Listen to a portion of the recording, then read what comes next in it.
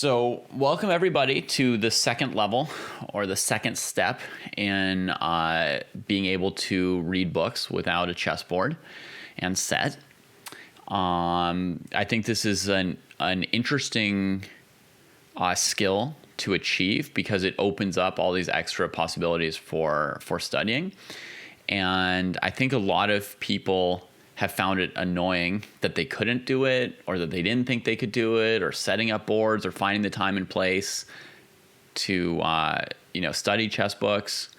I talked about wanting to maybe read a chess book on the bus or the train while commuting to work, but hey, you might want to just like go down to the beach and sit in the sand and read a chess book, right? There could be like some really there's all kinds of situations where it might be nice not to have to carry a board and set around. And so, I found that it's probably fairly doable. And I used to struggle to do it myself, even when I was quite a good player. This doesn't really depend on how good or bad a player you are that much. It has a little bit of an effect on it. Having more experience in chess, you'll just be more familiar with, notation and finding your way around a board. But I think actually it's just a matter of doing a little bit of training for it and believing that you can do it. So my method is, and this is the first time that I'm teaching this method, so maybe wrong about the number of steps and levels or whatever, but there's a first level which is a segment we did live on stream and then put on YouTube, and I think it's about 2 hours long of training. And this segment today will probably also take about 2 hours. And then I envision a third segment after that, and that should do it. And so, it's about 3 2-hour sessions on YouTube, and then probably, a couple hours more of practicing it on your own. But I basically believe that, and everybody's different, so people will do this in different ways, and there will be some people who can't do it. But I believe that a very large percentage of people can probably do this with under 10 hours of training, be they 1,000, 1,500, or 2,000 or whatever. And I'm going to occasionally check in with chat. Definitely, I'll be asking you guys questions in chat and seeing how you're doing and trying to answer some of your questions. So this will be somewhat interactive, but there will also be some stretches where I sort of focus on what I'm teaching or focus on Scott, because I also have in mind for this to port well to YouTube. So those of you on YouTube can thank me if I don't get involved in random chit chat on YouTube during this video. Okay. So the step that we're going to do here is Scott is going to play a 15-move blindfold game against himself. Okay. In level 1 of this training, I was playing some miniature games for you guys by giving you the moves, and people were following along and managing to keep track of the moves of the game. Now we're moving to trying to play a game blindfolded, which is helpful in general for being able to keep track of stuff on a chessboard like you would have to do with a book. In a book, it's often going to be a bit different because you'll have a diagram every now and then, right? You'll only have to play through maybe 10 moves of a game or 8 moves of a game, and then there'll be a new diagram to refresh your view of the board. But when you're reading the book, you probably want to check out some of the side variations. So you'll have to do this extra thing where you go down a variation and then go back to that to another position, right? So that's sort of an extra tricky thing there is to that. But anyway, being able to play a game blindfolded is helpful in this direction, and it's a good way to stretch ourselves a little bit. So I'm going to show you how you can do this, and then you can all do some reps of this on your own pretty easily. We're going to start at 15 moves today because we got to about 20-ish move games of other people's. And you're going to start off by playing against yourself instead of somebody else because the moves are going to be more predictable, right? So I know this from playing blindfold simuls. If my opponents are playing moves that I don't really understand the reason for, it makes it harder for me to remember what's going on. But in this exercise now, you are going to be playing moves against yourself. So every move that you make is going to make some sense to you, right? So it's easier than playing against somebody else, and that makes it a good intermediate step. It's always helpful to be able to break things down into as many steps and levels as you can to get there.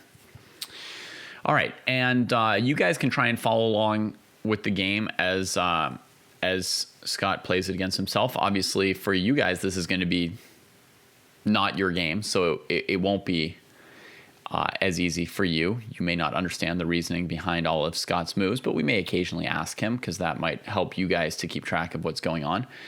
Or if you want to, you can just go off and play a couple games against yourself, trying to get to move 15 and then come back. But you probably want to at least watch the first 2 or 3 moves of this game and see how I kind of like guide Scott into some habits to keep himself oriented to what he's doing. So, ready to go? Yes. All right, you're white. All right. Go ahead. E4. Okay. Turns out you're also black, so it's your move again. Oh, all right. Look at that. Let's go with C5. All right. So, do you know the name of the opening you're playing? Sicilian. Sicilian. Have you played it before? Yes. Do you feel comfortable facing this as white? Yes. Okay. So the other Scott didn't yet get you out of your comfort zone. Not yet. Okay. Cool. Now, you can picture the board clearly right now or keep track of it clearly, however you keep track of chess positions. Yes, I can. Yeah. And can you actually picture a board in your head, or do you use some alternate method? A little bit of both. I need more practice, but I can picture it, but it's nice to have it in front of me at this moment. Okay. And I what hope that makes sense. What do you mean it's nice to have it in front of you? So I have a blank board in front of me. Okay. So for you, looking at a blank board and imagining the pieces on the board is a bit helpful for you, as opposed to yeah. closing your eyes or staring into the ceiling. Yeah. Yes. Yeah. Okay. Cool. All right. So we've got E4, C5, and then what you're going to want to do is similar to when we were playing through games together in step 1. What you're going to want to do now and throughout the game is just sort of ask yourself questions now and then about where are various pieces or what can move, right? So I'll ask you about the chunk of the white queen side here from A1 to A2 to D2 to D1 back to A1. Those 8 pieces, have any of them moved? No. No. Okay. What about black's queen side? So the 8 pieces on the black queen side. The C7 pawn moved to C5. Okay. Cool. And other than that, everybody's at home. Everyone's at home. Yeah. Cool. All right. Why don't you keep going? Play another move for white and black. Sure. Knight C3. Okay. Yeah. You played this against me recently. I was blindfolded then too. You gave me this idea. You did the Grand Prix. So yeah. Okay. So from here, we're gonna go with D6. Okay, D6 from black. Cool. All right. Oh, actually, I can just make the move on this board that I can't see. All right. So, what square is the knight on C3 attacking right now, or what squares? The knight on C3 is attacking A4, B5, D5, E4, and there's. Do you want me to, the ones underneath? Yeah, you don't have to tell me the ones underneath if you don't want to. That's good. Okay. It's a good start. Oh, and by the way, Scott, for the record, about what is your chess rating for people who don't know you? Oh, my rapid is 1180-ish at this moment. Nice. Okay. Cool. Very good. All right. So white's got a knight on c3 and a pawn on e4, which are both controlling d5, huh? When you play d6 for black, are you envisioning that you will or won't ever be able to play d5? What do you think? For black, am I envisioning that I... Yeah, when black's playing d6 here. Black is playing d6.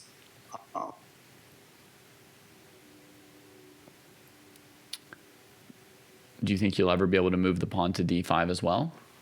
Or? Yeah. Yes. Yes? Okay. Potentially. Okay. Cool. And all right. Let's keep going, I guess. Make another move for white.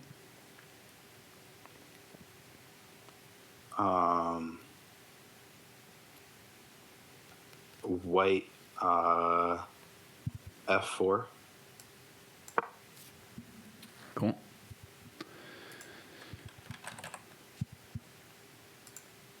And that's still part of what you were planning to do as white, so nothing's gone off plan just yet, right? Correct. As black, g6. Okay. Cool. And I'm just going to keep track of the moves actually somewhere so I can copy paste them for people who show up late. It's just going to make it a little bit easier for them. So anyone who wants to can catch up. I don't have a list of moves either. I don't. So Yeah. You don't need it. But actually, if you were working from a book, you would actually have a move list and you wouldn't have the empty board, right? You'd be working with a different tool, right? Because in a book, you can always go back and say, what was the last move? But you can't look at a board and sort of picture the thing. So it's a slightly different skill. All right, so black plays g6. And why don't you tell me on the white king side what pieces have moved so far?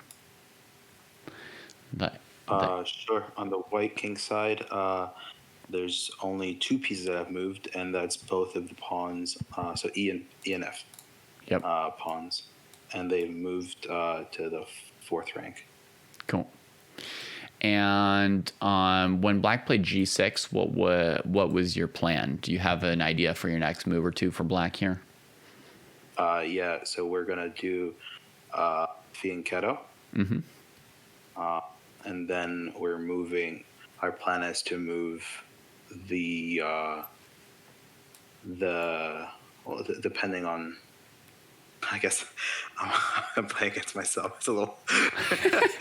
Depending on what he does. But if. Wow. You're staring into a hall of mirrors now, right? You're like, if he does this, but I think I'm going to do that. I have a general plan. I've never played my own openings against myself. This is actually a different exercise. Yeah. But ideally, I would be able to push up my E7 pawn. I think I wanted it on E6, and put my knight on E7. Right. So you've got an idea for your general setup. You're going to want this bishop on this diagonal, and you're going to try and keep that long diagonal open. That's part of your plan of development for black. Yeah, but sometimes, and more often than I'd like it to, my knight ends up on F6 for some reason. And blocks in your bishop, and then you're like, I need to move again somewhere. Yeah. Well, we'll see what happens here. Let's see. White's move next. So. Sure. White goes knight F3. Mm-hmm. All still part of the plan for white. All still part of the plan. Yeah. And then we're gonna go ahead and go bishop G7. Yep. Because you need to do that immediately. Because if not, it's not good. Okay, so bishop shows up on that diagonal, and now I want to ask you a question. Can you tell me every piece on the long diagonal of dark squares from A1 to H8? Yeah. The only piece I believe is hitting is the knight on C3, and Okay. I mean there's a rook, pawn, knight. Yep. And that's it. I think it's a clear shot. Then and empty, then there's also empty, the rook empty, on H8. and your own rook on H8, and then the bishop that he just moved. Okay, Yeah. cool. So that's great, right? Like you can ask yourself now and then, what's on this diagonal, or what's on this file, or what's moved on the king side, and those kind of questions. If you just ask yourself those now and then, it helps you maintain fresh knowledge of that, right? If I never asked you these questions, or if you never asked yourself these questions and you sort of played down, 7 or 8 moves as fast as you could, you might reach a point where you start to feel fuzzy, right? But the more you ask yourself questions, the more it sort of becomes clarified. True. Let's test you on one other thing. Could you say back the moves that you've played so far for white or black? And I know you don't have the score sheet to look at, right? Yeah, I can do it. You could tell it back to us? Yeah. For both of them. Yeah. Yeah. Okay. Yeah. So E4, knight C3, F4, knight knight F3. Yep. And I think we're only 4 moves in, right? Yep. Yep. And then for black, C5,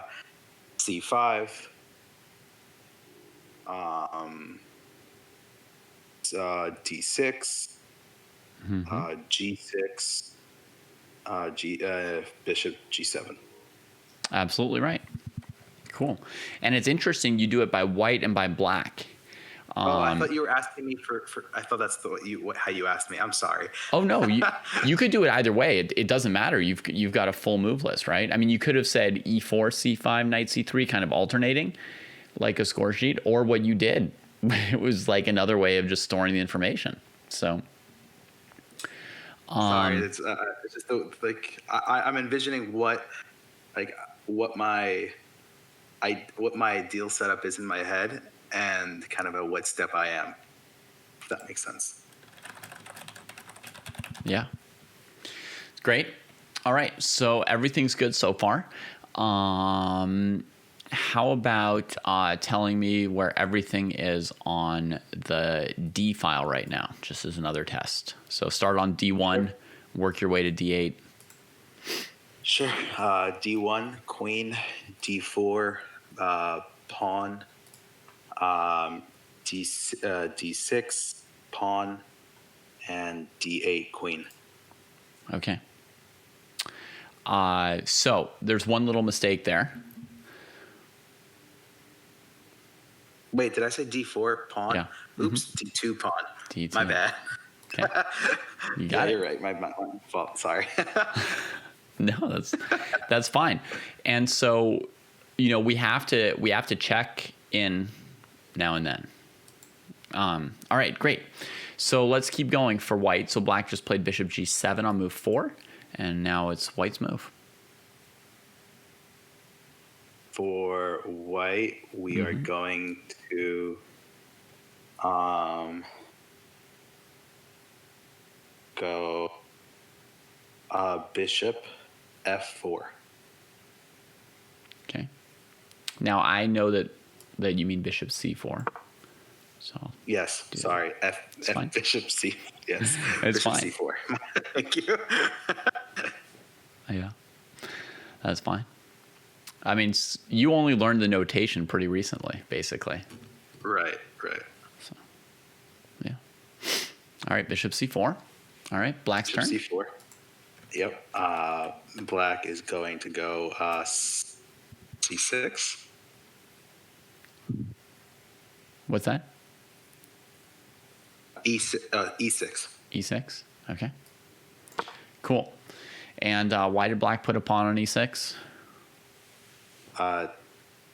To get his knight over to E7 as well as castle.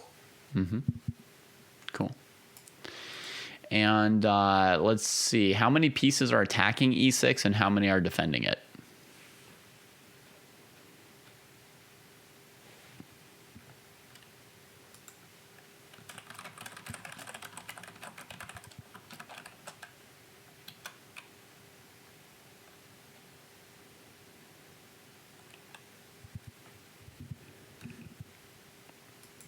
And chat, you can try and answer all these questions as well, right?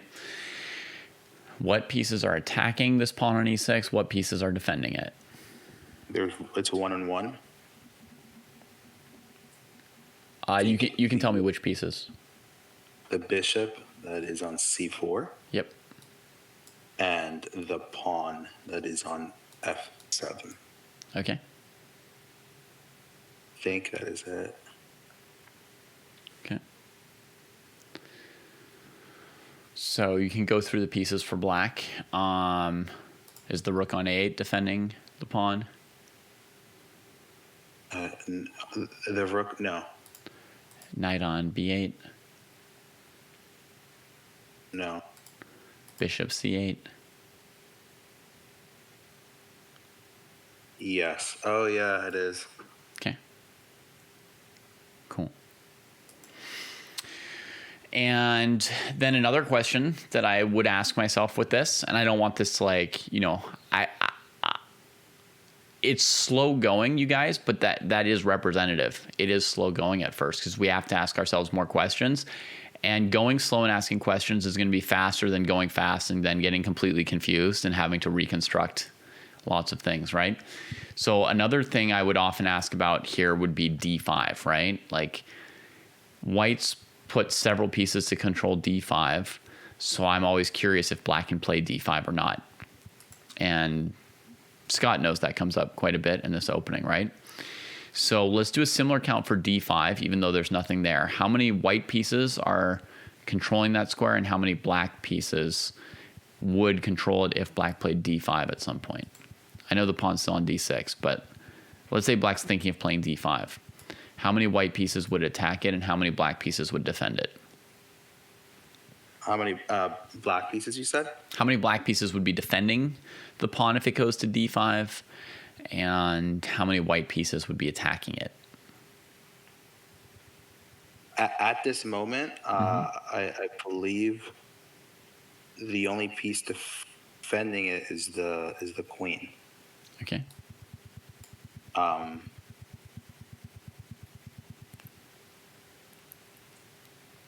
Or I guess, and also the pawn on E6 is defending that as well.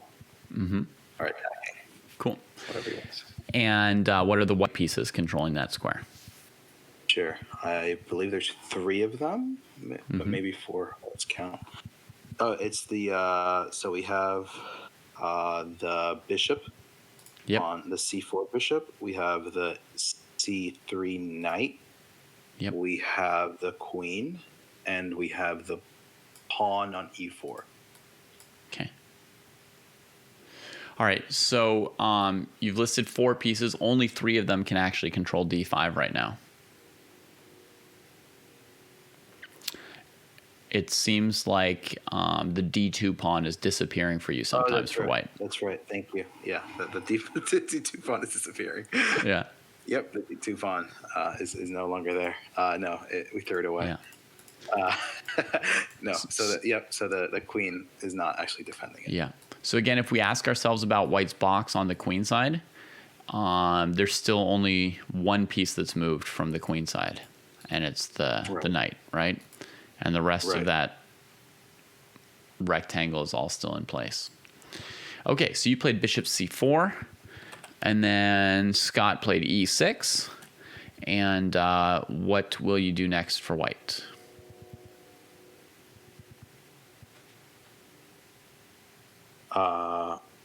For white, I will castle. Mm-hmm. All right. King side.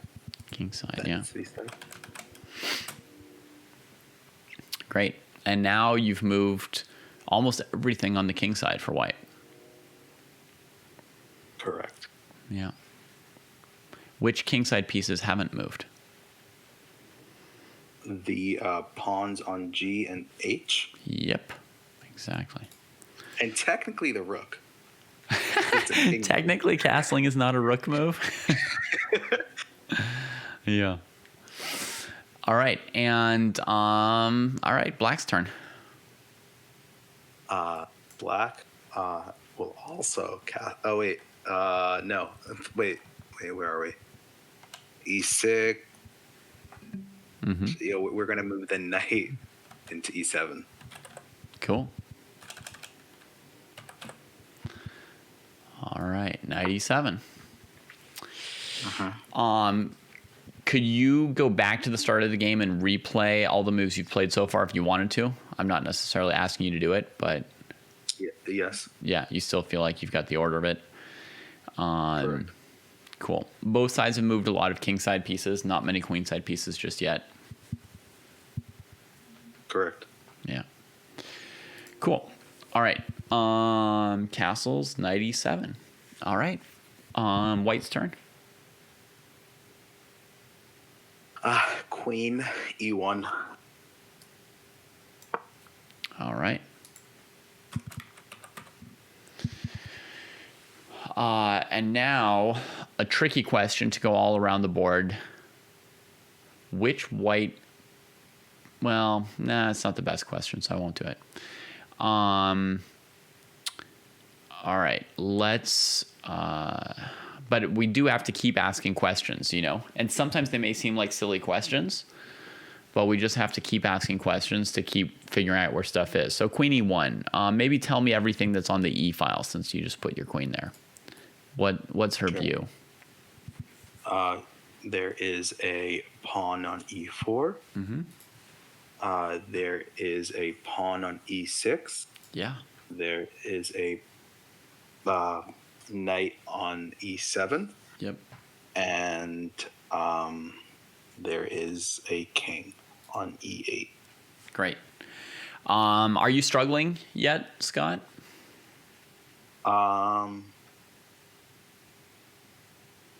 Slightly. The struggle is I also know what moves I'm going to play. Mm-hmm. So kind of remembering if I played them or not. Right. You can sort of see like the future and the past all at the same time. So you're like, where is everyone right now? And when is now? Yeah. Right. Cool. For anyone trying to keep up, Alexa just posted the move list for you, so you can try and catch up with where we're at. You got the E file right, so that's very nice. How about the queen side box for white? What's come out so far? The only hold on. I believe only 2 pieces have moved. Okay. And that's the knight. Yep. And the queen.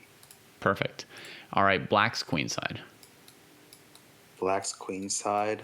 The pawn that is on C5, the pawn that is on D6. I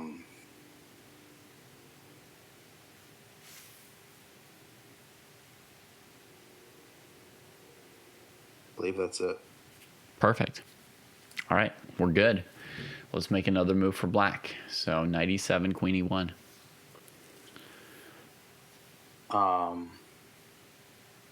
As black playing against yourself, do you know where white's queen is headed when white plays queen E1?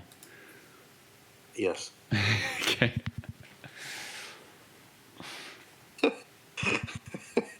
It worked. It worked today. Yeah. Easy. Easy. Let's see. This is where I struggle. Do I castle? Or do I develop my my knight. Huh. Yeah, Scott's giving you stuff to worry about, huh? Scott's giving me stuff to worry about.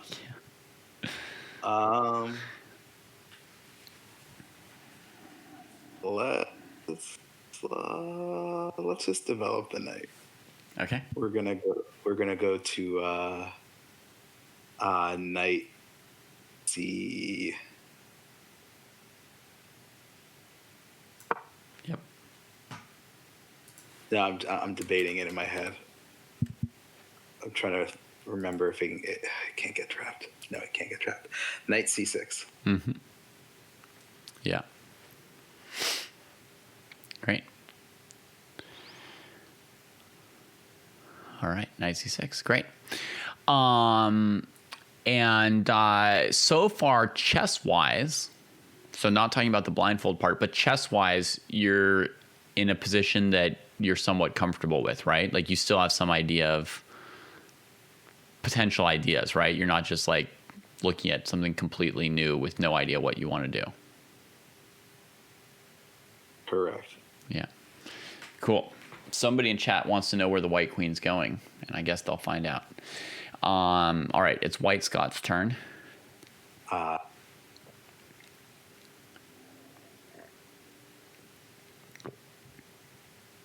D3. Okay. Finally, that pawn gets off D2. I probably should have brought it up earlier. Who knows? I mean, honestly, one easy way to succeed in this assignment is to do something like knight f3, knight f6, knight g1, knight g8, knight f3, knight f6. Your moves don't have to necessarily be good, but it's a more interesting assignment if you try and play some reasonable moves. But no need to agonize over them. So another question that you can ask yourself from time to time is like, what is every square that a certain piece can get to?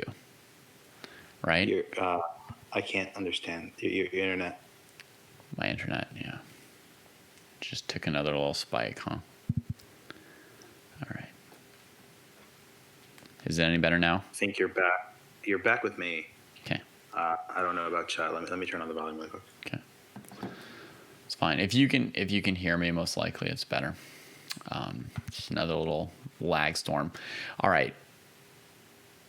So, okay. So, yeah. So let's say like the queen on E1. Let's try and list every square that she is controlling right now. The queen on E1. Yeah. The queen on E1 is controlling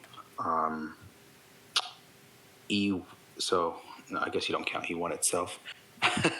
E2 to E4. Yep. She's controlling D and C1. Mm-hmm. She is controlling F1. Mm-hmm.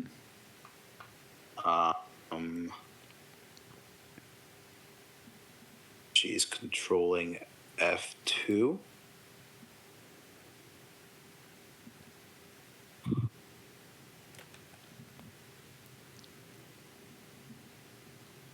She is controlling G3 as well as H4. Yep.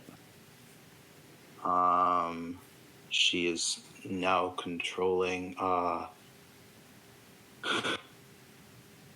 D2 as well as C3. Perfection. You can't see me, but 2 thumbs way up. Thank you. Great. All right. Black's rook on A8. What squares does it have? Bro, I like it. Black on A8 has pretty much A7, B8, and C8. Perfect. Yeah. That's easier than the queen. Cool. All right. Cool. So white plays D3, and what's black going to do now? what's black going to do? Yeah. What they normally do is they try to capture my bishop, but it ends up free. Unless I play one of the sneaky people that does the knight move and forces me to trade. But we're not going to be sneaky with that move. It's very hard to sneak up on yourself. We'll see. I know. Well, it's possible right now. Yeah. Like, if you really wanted to trade, like, it's a possible trade. So black's just gonna castle. All right. Kingside. Great. Cool. All right. Yeah. And all right. Tell me every black pawn. Give me black's pawn structure. Sure. Black's pawn structure is A7,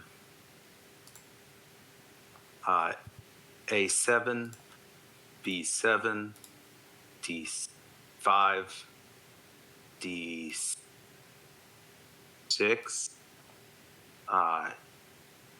E6, F7, G6, H7. Nice. And we can draw the same thing for white. We could say white's pawn structure. And it would be A2, B2, C2, D3, E4, F4, G2, H2. Right? I just drew it all in red on the board for people for a second. I'm going to take it off.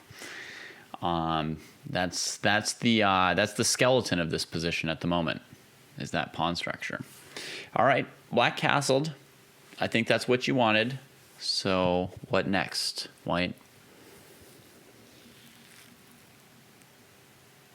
White. What move are we on, if you don't mind me asking, by the way? I think you've made 8 moves. Yeah, 8 moves for white and 8 moves for black.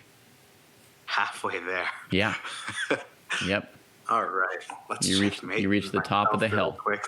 Let's checkmate myself real quick. Okay. So, am I ready? Am I ready to do this? I think I am. F4 to F5. Woo! All right. First action of the game. All right, F5. How many white pieces are defending the bold pawn?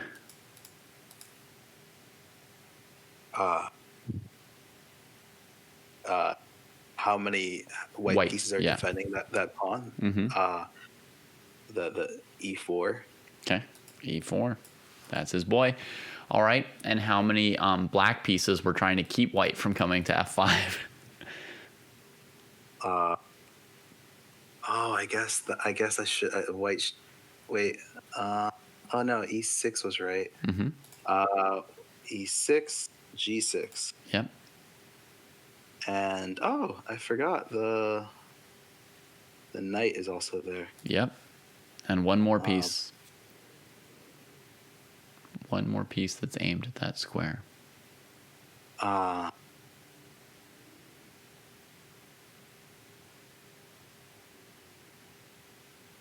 the F5 square? Mm-hmm. I mean, this may feel like a trick question to some people because it's sort of going through another piece, but... Oh, okay. If it's going through it, then the bishop on C8. Got it. Okay. Because if we get sort of massive trades on that square, right? Black's got 4 pieces that can come in. All right. So did Scott playing white know that he was offering a pawn sack?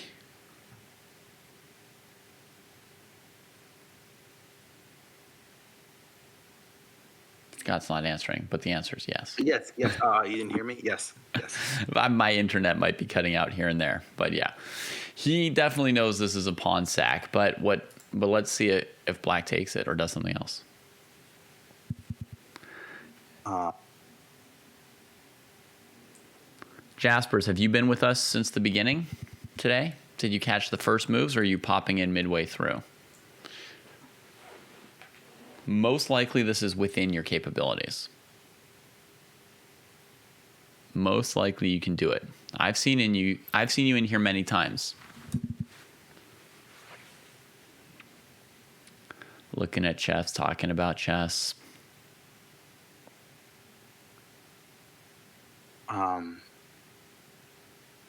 Yeah, I mean, Jasper, if I can do it, I think most people can do it. Yeah, I think it's a very healthy majority that can do it. Okay, you didn't do the first part, but you've been here for today. And how are you doing so far, Jaspers? Like, when I'm asking these questions of Scott, are you trying to answer them as well? Like, when I ask him where's the pawn structure for black or something, do you know this black pawn structure that Scott called out for us? A7, B7, C5. Are you able to answer like some of the questions we're asking, most of the questions we're asking?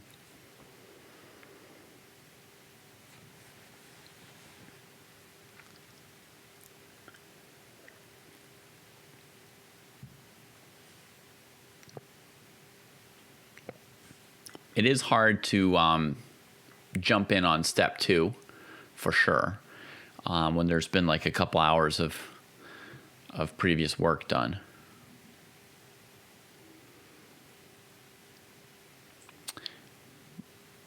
But I do ask you these questions, Jaspers, because in my experience, the number one reason for people not to be able to do this is thinking that they can't do it. And I think once you really like ask yourself some questions and try and do it, it turns out that you can. Blue square is asking what white's threat is here. Yeah, maybe not any immediately direct threat, and blue squares also seems to be asking, well, what's white going to do if black takes the pawn? Yeah, well, we'll find out. Scott will figure it out and tell us, and then we'll see. All right, so Scott, you played f5. How's black gonna respond to this? Just to be clear to everyone on chat, I'm right now really outside of the plan. This is kind of it right now. This is the end of sort of what you. This is something that I'm just exploring now with the Grand Prix opening is trying to open up. So my plan as white is kind of just to open up that whole king side and ruin that pawn structure, and hopefully be able to get my queen over to, I don't know if you want me to say this now. You can. Yeah, get my queen over to G3, kind of just like putting a lot of pressure on that side. Mm-hmm. My bishop is pointing in that direction as well. And so there's kind of one of two approaches on this, and I'm okay with both. Yeah. In my mind, black can take with the e pawn. Yeah. And that just opens up a lane, like a diagonal for my bishop, or they can take with their g pawn, and that ruins their pawn structure, the fianchetto pawn structure that is kind of their, I don't want to say holy grail, but yeah, it's the main defensive formation of the king and the bishop. Yeah. So step 1 in Scott's opening plan was to secure, from white's perspective, was to secure e4 and control d5 to not make it easy for black to play d5. Right? That allows him to set up his bishop on c4, aiming towards the king side. He plays f4 for some extra space then. Castles, prepares his queen to be able to transfer that way. And then at some point, the move f5 opens up everything that he needs, right? It helps open up the rook on f1. It lets the bishop on c1 breathe.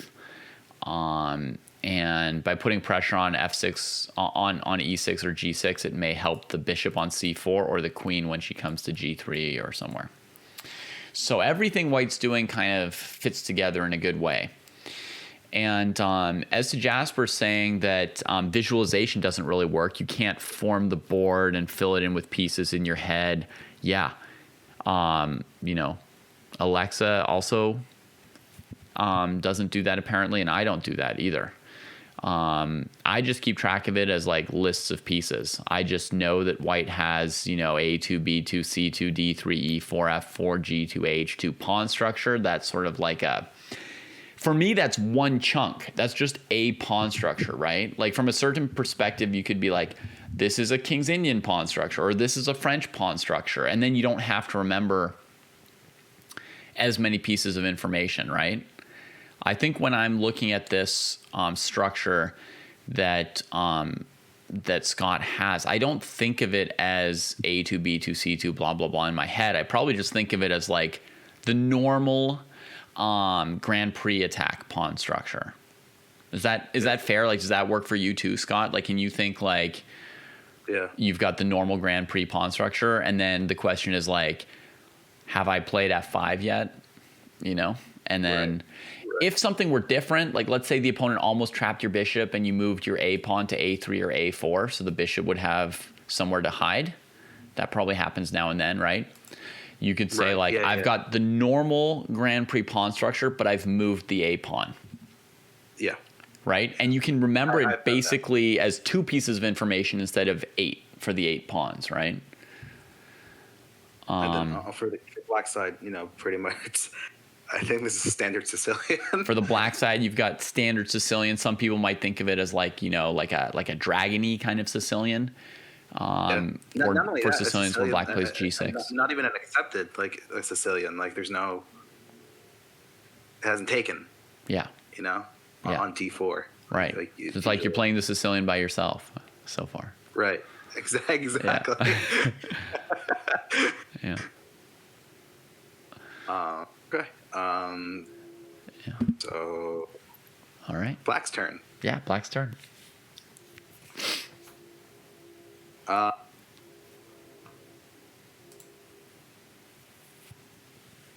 Whose team am I on?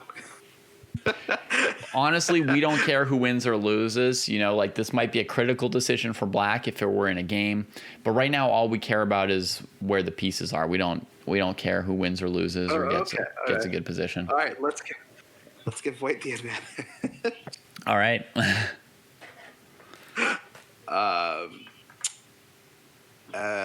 E takes F. All right. 5. Right. E takes F5. All right. So I'm gonna have to work on all new openings now. Why is that?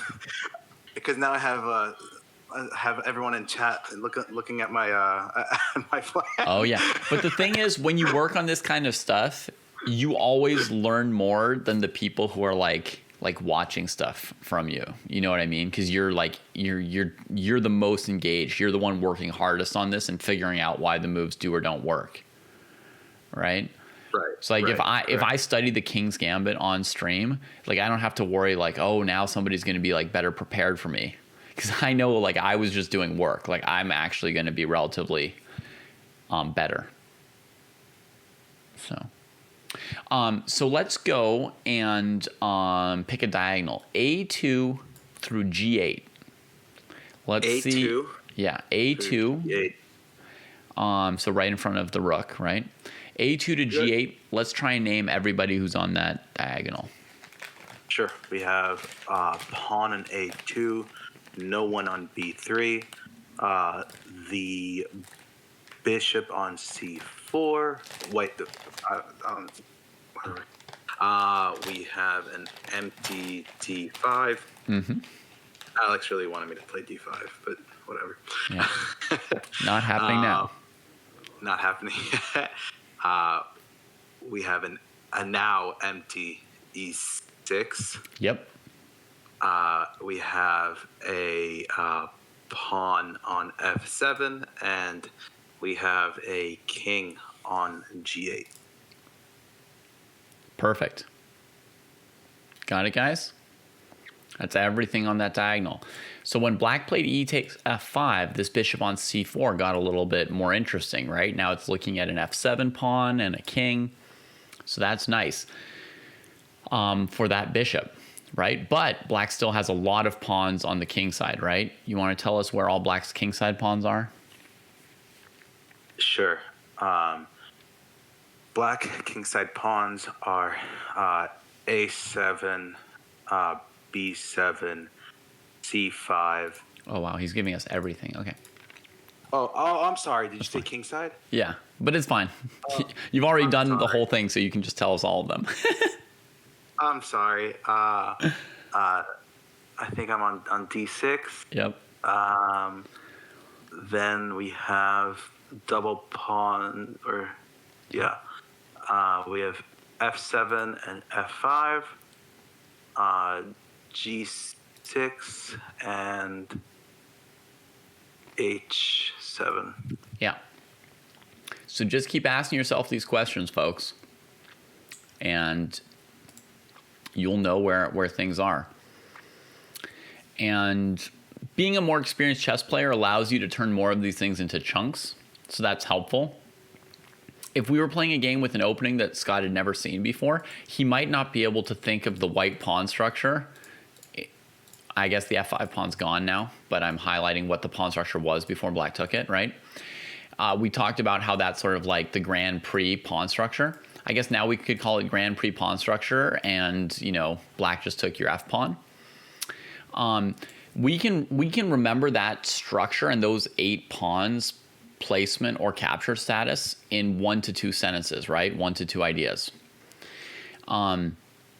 If Scott were playing an opening he'd never seen before, it would be harder to do that in that big a chunk, right? So familiarity helps, and that's also why it helps to do a game like this against yourself before you go to the level of playing a game against somebody else who's going to do unpredictable stuff and not let you play your opening.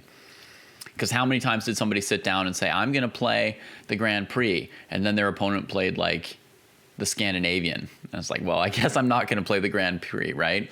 Or I'm going to play the London system, and your opponent played, d4, c5. And you're like, can I still just play bishop f4 and ignore the fact that he's attacking my center pawn? So we often don't get what we want against other opponents. So this is a better place to start. All right, so e takes f5. What is white's follow-up?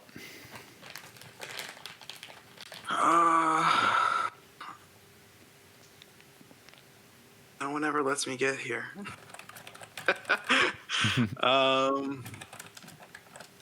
White's follow-up. What?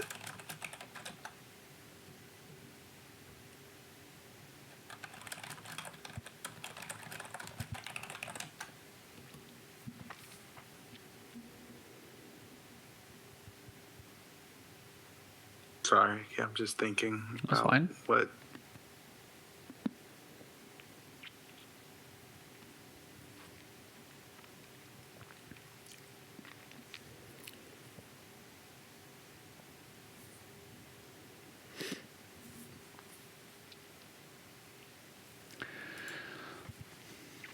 While Scott's thinking, there's a question from chat about how do you do multiple boards blindfolded at once? And the answer is just adding one more at a time, basically. Same thing where, I would have Scott play a 15-move game against himself 2 or 3 times, and then tomorrow I'd tell him, okay, now play 16 or 17 moves against yourself, and then a couple more. I just played 4 games, and then I thought, okay, well, let me try playing 5 games, and okay, let me try playing 6 games, and you just keep going. All right, I'm trying to remember the open lines. Mm-hmm. Yeah, tell us some things that you're looking at. Yeah, I'm trying to remember the status of C1 to H6, as well as E1 to H4. Mm-hmm. Yeah. I think they're both clear, if memory serves me right. Yeah, your pieces have clear views of those squares.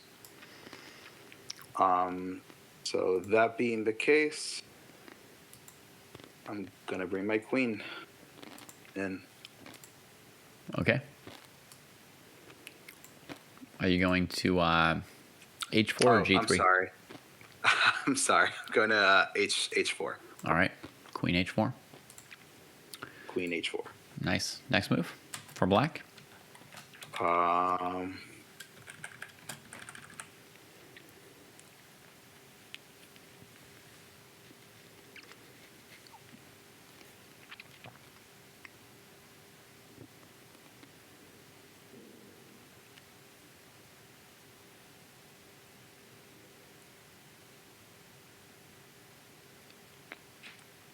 Go knight Mm-hmm.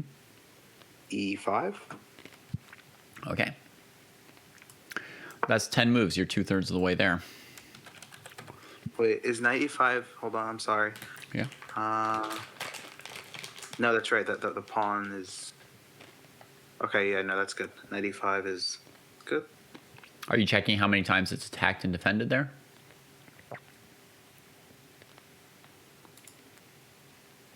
I'm not so much. Yeah, I think it's defended once by the pawn on d6, right? Mm-hmm.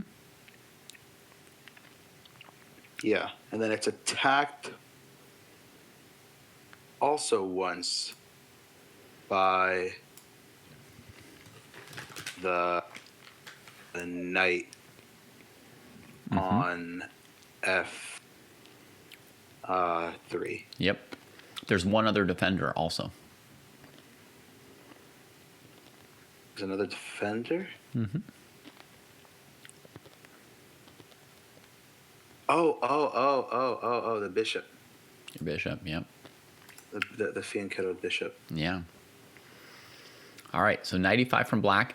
How are you doing on this position? What do you mean? Can you see like pieces of it in your head, or can you go square to square and see what everything is where?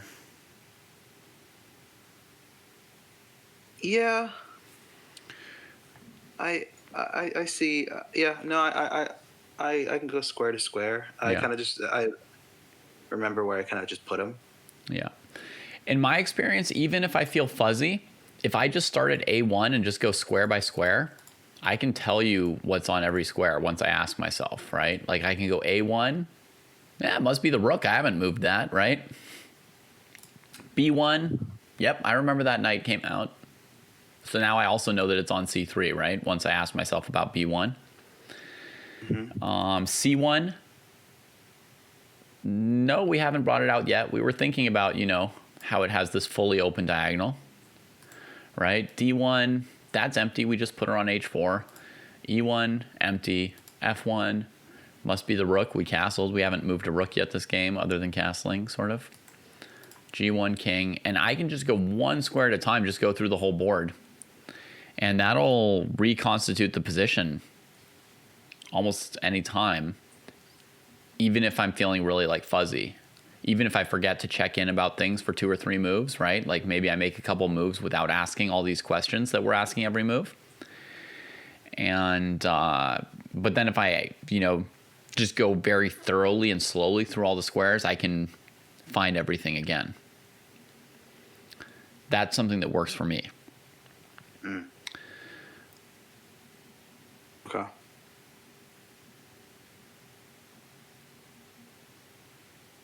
All right. Do you know what piece you're going to move next for white, probably? Yeah, bishop. Probably the bishop. Okay. And what are all the squares it could move to? Everything from C1 to H6. Okay. And which squares are you considering moving to? That's all correct, of course. I'm considering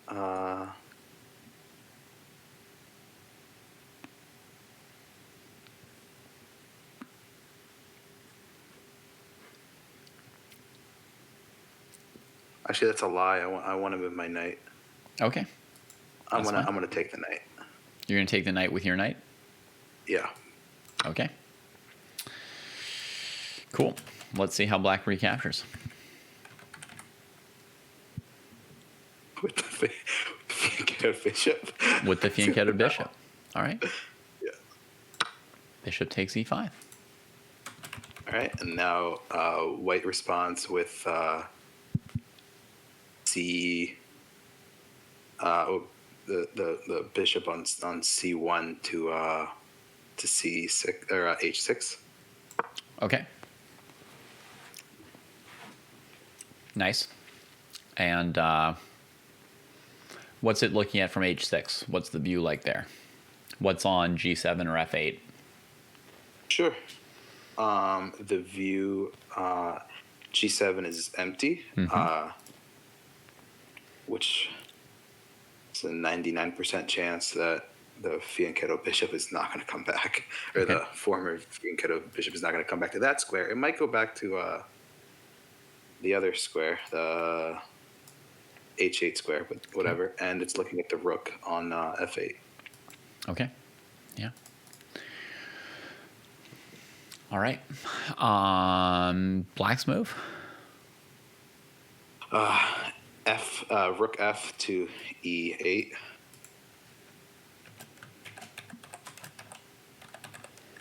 Yeah. You're at move 13 out of 15 right now. For anyone who wants to try and who's new and just popped in and wants to try and catch up, there the move list. You can try and work your way towards where Scott is playing against himself. All right, bishop h6, rook e8.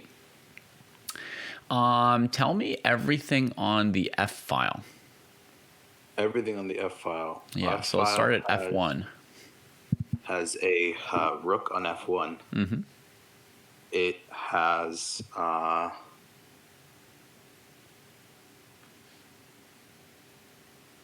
a black pawn on f5. Yeah. An empty f6. Yep. A pawn on f7. And this is, I did move the rook. Okay, the rook, and nothing else. And nothing else. Great. So that means there's probably some stuff on the e file. Let's start at e1. Sure. E1 has nothing. Yeah. The dust of my queen. No, the dust of your queen. Perfect. Queen dust. Queen dust. E2 and E3 are both blank. E4 has a pawn. Yep. E5 has a black bishop. Nice. E6 is empty. Mm-hmm. E7 has the knight. Great. And then the rook on E8. Yeah. So could you answer Jasper's question? Is the white queen on H4 hanging?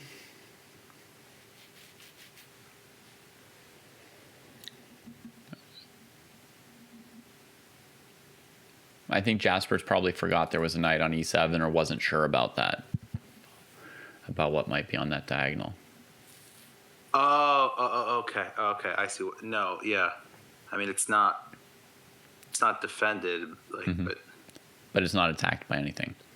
Not, yeah. So an important feature in this position, Jaspers, is that the queen on D8 and the queen on H4 are looking through that knight on E7 at each other, right? For the moment, no violence, but they're looking at each other. All right, so rook Fe8. Well, I mean, a very nice feature of White's position, Scott, is that they got all the pieces out pretty much, right? I mean, the rook on A1 still on A1, but it could move to E1 or F1 at some point pretty easily. It's connected to the game. What do you do next here for White?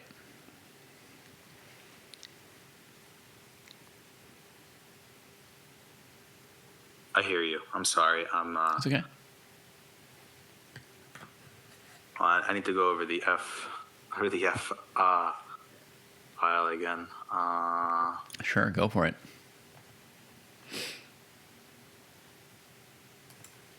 I remember there being a pawn on F5 and a pawn on F7. Yep. The pawn on F5 is protected by the pawn on G6. Yeah. Yeah. And who else? Do you remember all the other black pieces that were controlling that square?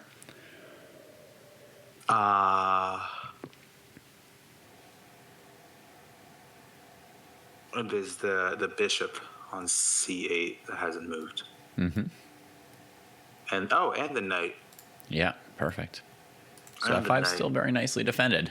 If it weren't, white would be crashing through. Yeah, I know. I'm trying to figure out how do I crash through. Trying to crash through for white, yeah. Cool.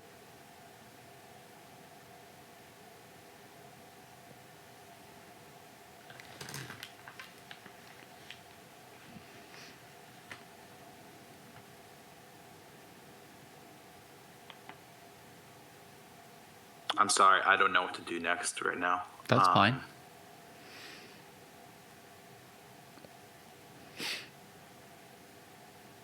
You can just make a random move, just so we can keep working on keeping track of the position. Sure. Oh, let's have white blunder. That sounds exciting. You can have white blunder something, sure. All right. White goes to rook f5. Really did not like that pawn. Okay. All right, white plays rook takes f5.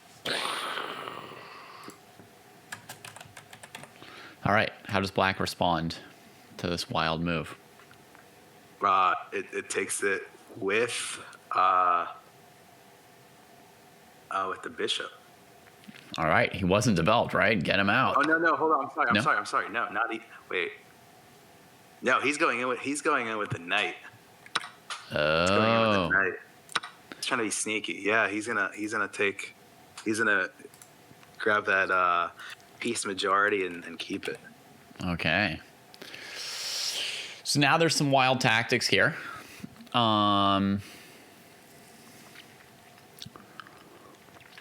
So we got the knight on f5. White queen on h4, black queen on d8. What's white going to do about this? Resign. No. Right on move 15. Well, right on. Yep.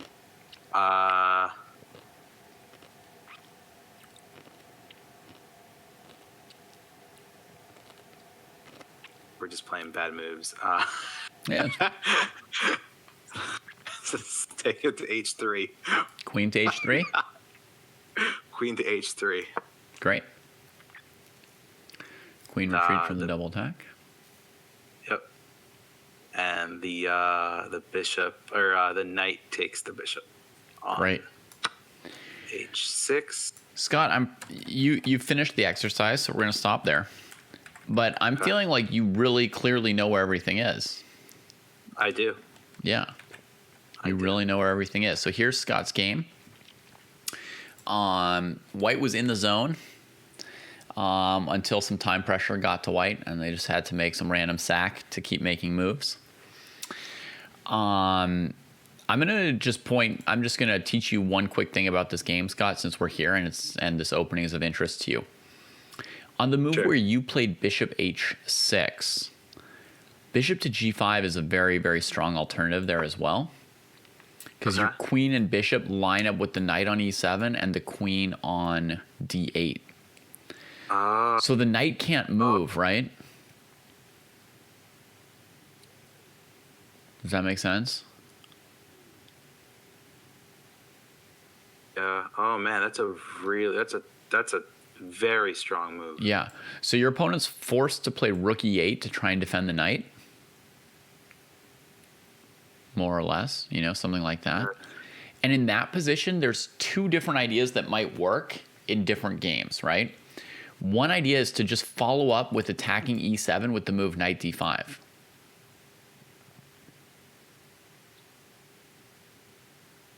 Wait, what? The white knight on c3 could go to d5 and just keep ganging up on e7, right? So now you've got bishop on g5, queen on h4, knight on d5. And black's problem is if they ever play f6, there's the bishop opposite the king, so white can take the knight with discovered double check, etc., right? Okay. If you didn't have a knight to come to d5 here, which I think just wins black's piece, I think it just wins the game.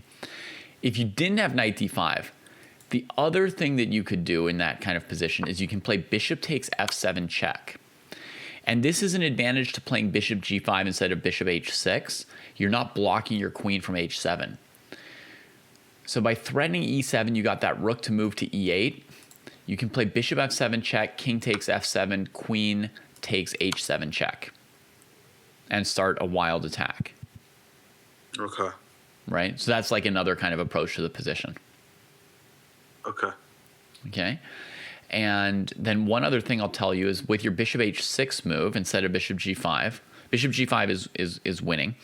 But bishop h6, after your opponent played rook e8, in that position for white, blue squares suggested a really excellent move in chat. He was saying, like, we've got to crash through f5, like you were thinking, right? But you never want to play pawn takes f5 and just have black develop their knight or bishop to f5, right? Because either move is just it's the end of your attack, right? So what do you do? Right. The thing to realize is the black pawn on f5, it can't take on e4 or g4 at any point because of bishop f7 check or rook f7 or something, right? Right. So blue square suggested just playing g4 in that position. Isn't that a cool move? Yeah, I like that. That's a pretty cool move, right? Because now what white wants to do is play g takes f5 at some point when black won't be able to recapture with a piece. And so you'll just sort of be like trying to crack open that area with pawns. It should still be a pretty good position for white. Similar. I mean, it's, I guess, the concept with a lot of openings. That's what I used to do with when I played the London system, was just throw pretty much the H pawn, the G pawn, whatever pawn needs to go up there to crash through that and crash through. Yeah. All right. Super. Scott, that was great. That was great. Fun. You did it.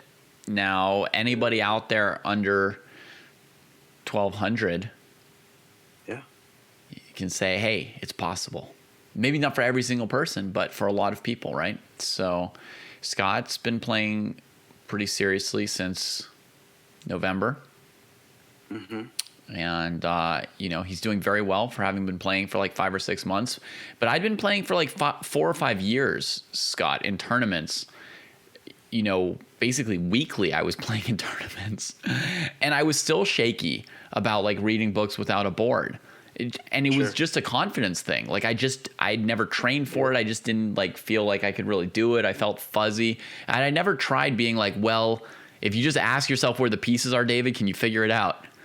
So everybody out there, this is doable. And what I recommend you do with what Scott has just done is do 3 or 4 reps of playing yourself a 15 move game and then start pushing that towards 20 moves.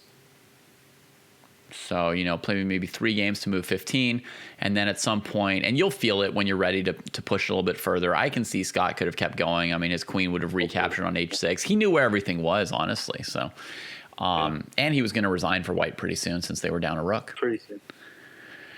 So, do it a couple times at like 15 moves, start to get more comfortable, and then start pushing yourself a couple moves deeper into that. All right. Now we're going to go for our second exercise for today. This is all still level 2. There's I think 4 different exercises we're going to do today.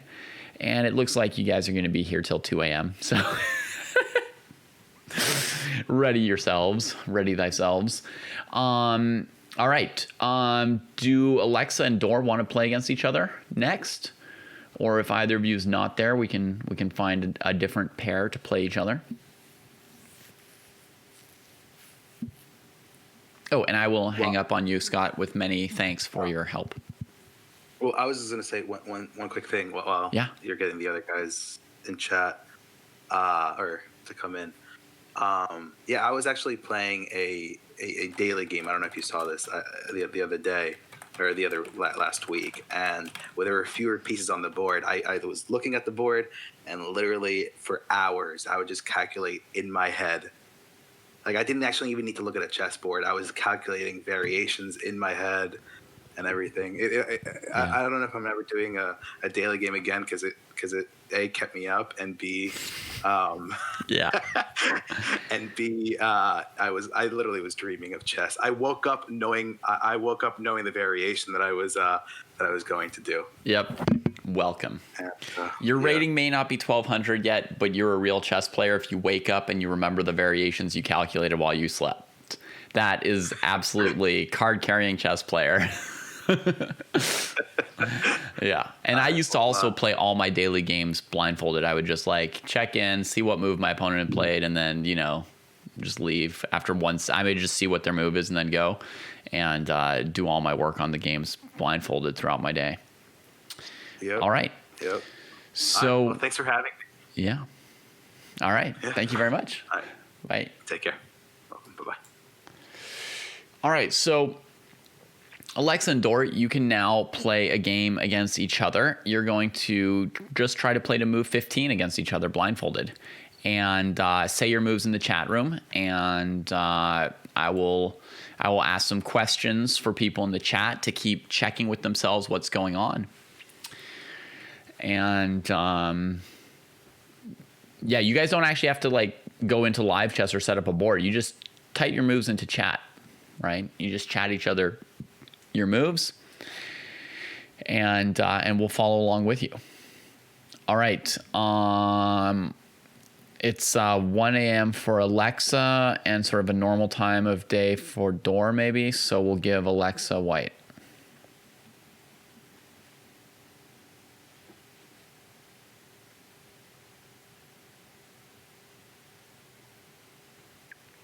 Yeah. And Steve Nash, Infinity, if you guys want to just play each other blindfolded instead of watching along with us, you can. Just keep using the techniques that we were doing when Scott was playing, of asking yourselves questions about, what's on the E file, what's on the D file. If you get really stuck, you could try my A1, B1, C1, D1 routine where you just go through every single square. All right. Our players are off. Alexa's playing D4. I'll have to go back to the starting position. Actually, I'll make a new board. D4, knight F6, and C4. So standard D4, C4, knight F6, E6. So you could ask yourselves, for example, how many squares is the bishop on F8 attacking? What has black moved on the queen side? On these 8 squares, nothing yet, right? Alexa plays knight F3. That's the first piece out of the 8 pieces on the king side to move, right? D4, C4, knight F3. So there's one disturbance from the king side rectangle. And Dor plays D5. So now we're in Queen's Gambit declined territory. So if you've ever seen the Queen's Gambit declined, you've got a leg up on following this game, because you can say, oh, it's the Queen's Gambit declined with, a knight on F3 before the knight on C3. Although now white played knight C3. So now it's Queen's Gambit declined with both knights out for white. And Dor plays bishop B4. So this is like a mix of the Nimzo Indian and the Queen's Gambit declined. No, I don't care what you play. You play your own moves, Dordom. I'm just telling people what they're looking at. Just helping us through. You guys could slow down a little bit so we can ask a few questions. But I guess for you guys, while you're in opening theory, it's easier for you to bash out a couple more moves. So you can go another 2 or 3 moves quickly if you want to. But at some point here, slow down a little bit for everybody else who's working through it.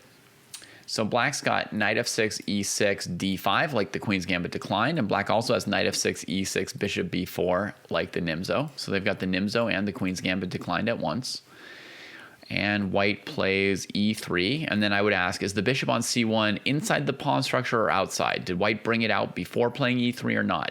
It's a very good question to ask yourself, because it's a feature that's not likely to change for a long time, so you'll be able to keep track of white's dark squared bishop by having made note to yourself early on if it's an inside or outside the pawn structure situation.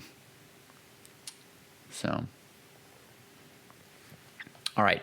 Black is castling, and, oh, sorry, I missed a move for white, E3.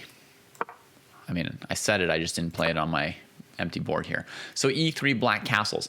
So if we ask what has black moved on the king side, it's almost everything. The only things they haven't moved are f7, g7, h7, which you could think of in a chunk as like a kingside castled position, right? 3 pawns in a row, kingside castled position. And what has black moved out of the queenside box? Turns out almost nothing, only the d pawn to d5, right? That's the queen's gambit feature. Other than that, the rest of the queen side is on its starting squares here. All right. And white plays bishop to d3. And now you could ask yourself a question like, what's on the third rank? And it would go empty, empty, knight, bishop, pawn, knight, empty, empty. All right, so there you go. We can ask ourselves how many pieces are attacking and defending the knight on b4. There's the bishop and the pawn. And now we get a pawn trade on c4. D takes c4, bishop takes c4. So now I'd ask, okay, what's on this diagonal that this bishop just came to, right? Pawn on a2, nothing on b3, bishop on c4, no longer pawn on d5, that just got traded. Pawn e6, pawn f7, king g8. Okay, so that's what we're dealing with. Bishop on b4, bishop on c4. They're next to each other, but, you know, like two bishops passing on opposite color squares, right? They don't see each other. They're not going to affect each other at all. And Doran plays b6 here for black. So this bishop on c8, I guess, wasn't getting out through e6, right? So you guys can probably guess where he's planning to put it, right? But you could ask yourself, what's the scope of this bishop? What are all the squares it could go to? And it could go to a6, b7, or d7, and it's also protecting e6, but can't go there, right? Can white castle in this position? Just a question for you guys. Try and answer it. Yes, no. Can white castle? What pieces does white still have on the first row?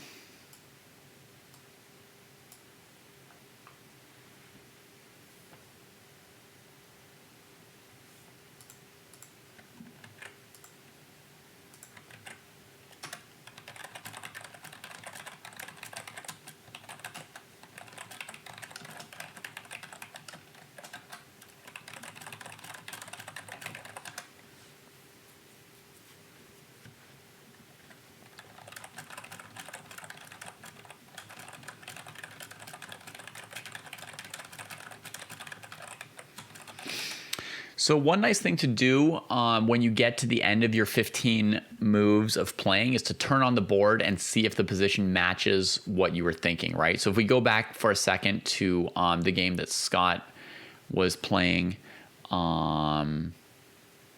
against himself. Let's see, queen h3, knight h6. Queen takes h6. So if we go back to that position, we could turn our pieces back on, right? Go here, refresh, and then, whoops, it didn't take this time. Anyway, you could turn your pieces back on and see if the pieces are where you expected them to be. All right, my pieces aren't turning back on right now, so we'll keep going. All right, so I asked you what was on the first rank in this game here, and the answer is rook a1, bishop c1, queen d1, king e1, rook h1 with 3 empty spaces, right? And where are those 3 pieces now? Oh, knight c3, bishop c4, knight f3, right? Remember those 3 minor pieces? Where are they now? Where are they now? We'll ask them at the 10-move reunion. All right, so in this position, Alexa is going to castle kingside.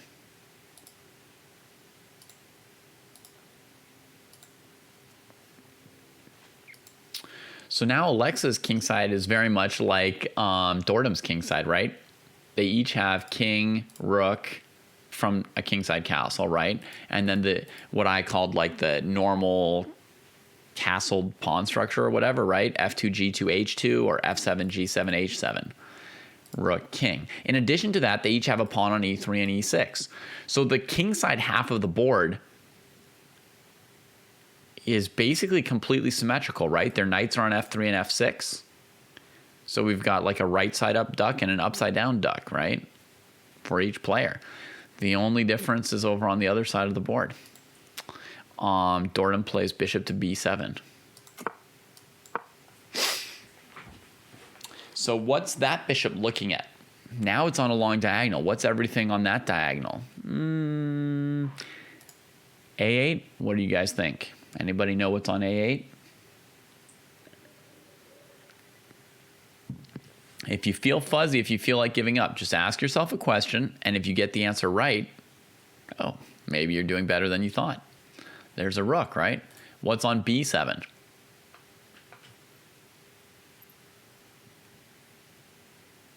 Bishop. What's on C6? Nothing. What's on D5?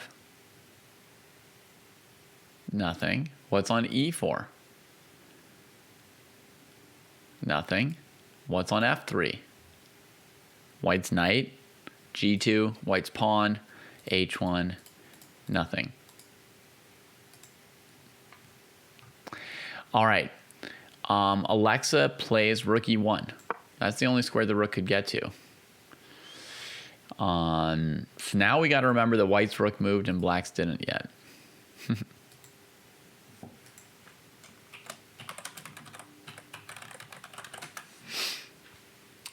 Welcome, Let's Chess Live Raiders.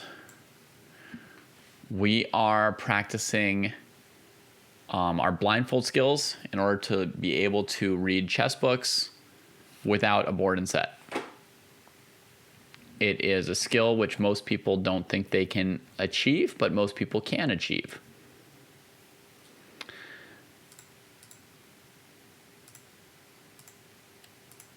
And I will copy the current moves so you can try and catch up to where we are, because it's a great exercise.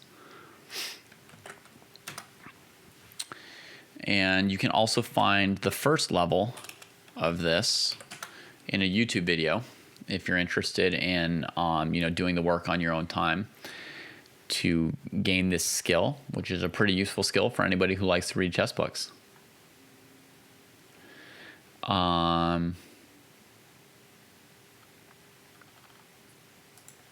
So yeah, that's the position so far.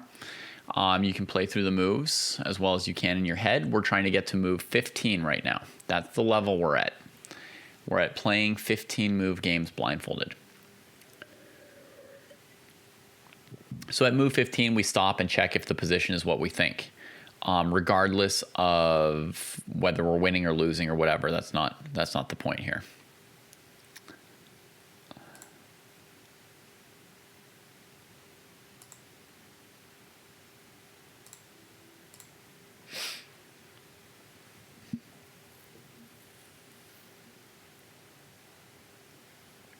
Yeah, Snot Boy. They're a mix of the Queen's Gambit Declined and the Nimzo Indian. Two famous defenses to d4, but black's kind of playing both, right? They're playing knight f6, e6, which is part of both openings, and then they're playing d5 and bishop b4. Right now, it's not clear what the bishop's doing on b4, but, I mean, overall, black's got pretty good control over the e4 square. And in our technique of continually asking ourselves questions, folks, if white tried to play e4 next, and it is Dordom's move here, right? But if white tried to play e4 next, how many black pieces are controlling e4 and how many white pieces are controlling e4? Who all is taking an interest in the e4 square right now? After rook e1 from white, is white able to play e4 next?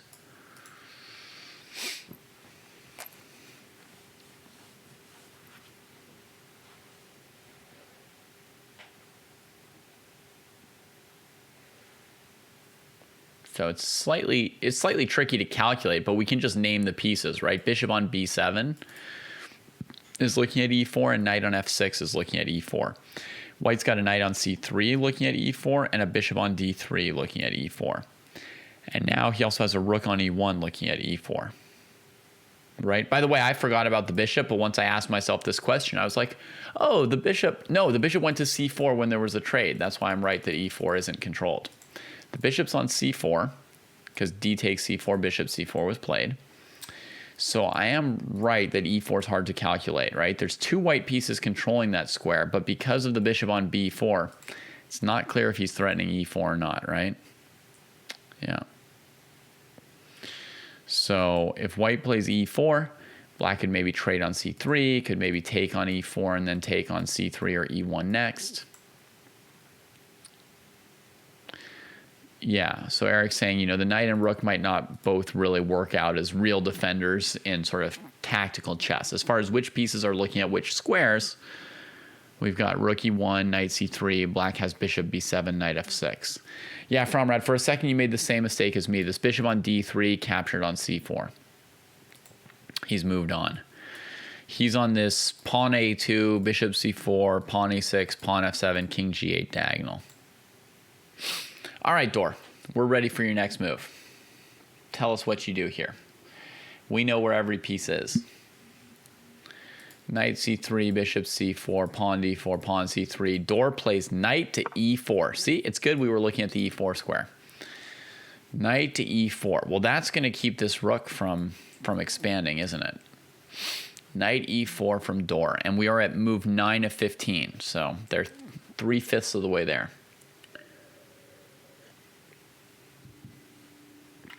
Queen c2 from Alexa. Now, what all does queen on c2 do? Well, it defends c3. How many times was c3 attacked here? Twice. How many times was it defended? Once. Whoops, that's an errant arrow. So now it's defended twice. Queen c2 defends it as well. And also queen c2 takes a look at the knight on e4, right? Exactly, Snot Boy. Attacking that knight on e4. Now, again, we could ask ourselves, you know, what's the calculation if we play knight takes knight and black plays bishop takes e1? Is the rook on e1 defended or not? How does that work out? So, yeah, maybe let's just ask ourselves that question. Is the rook on e1 defended by anything right now? In case the knight moved next?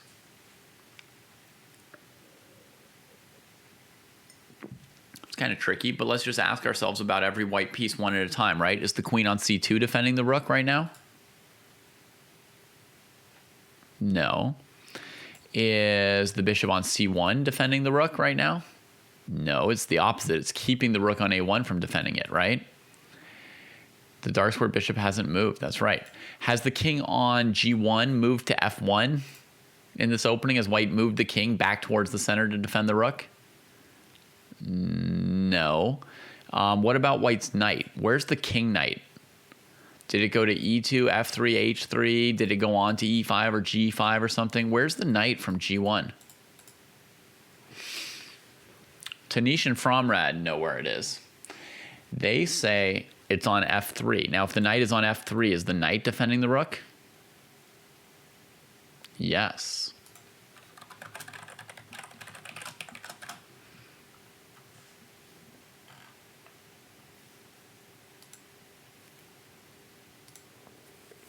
All right, so Doram takes on c3 with the bishop, defended by the knight. Do you guys think that Alexa's going to take with the queen or the pawn? Well, there's a knight on e4, so probably the pawn. Okay, now, what's everything on the c file? We're just going to go up and down the c file, right? While they're thinking about their moves. So, bishop c1, queen c2, pawn c3, bishop c4, nothing, nothing. Pawn on c7, nothing on c8, right? This bishop went to b7 already. And asking ourselves that is like, oh, did the bishop, yeah, the bishop is on that diagonal, right? We were fighting over e4. So that's the c file, right? Now we could ask another file, right? We could say, okay, what's on the d file? Nothing, nothing, nothing. We know this bishop went to c4 and this one's still on c1. We just went through the c file. We saw everybody was there. Pawn on d4 for white. That's the first thing on this file. Nothing, There's never been anything on d6 this game.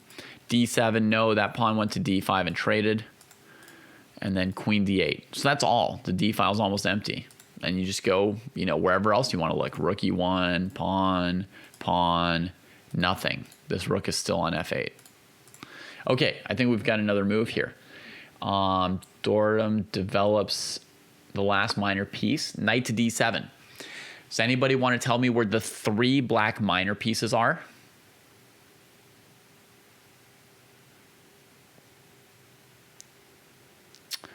Snotboy, if you're asking about the knight on e4, yeah, it's only defended by 1 piece, the bishop on b7.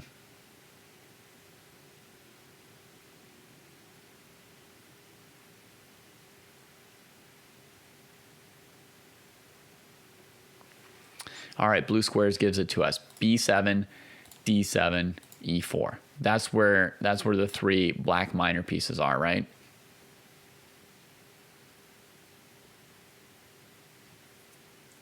Nice, Finity. These guys are at move 11 of 15, so we can check out your game in a moment. And what about black's pawn structure? Black's got a bishop on b7, so we know that on this side, black has a fianchettoed pawn structure. We know the d pawn got traded, and the other pawn went to e6 on move 2 and hasn't moved. And on the king side, black has a normal kingside castle. That's black's pawn structure, right?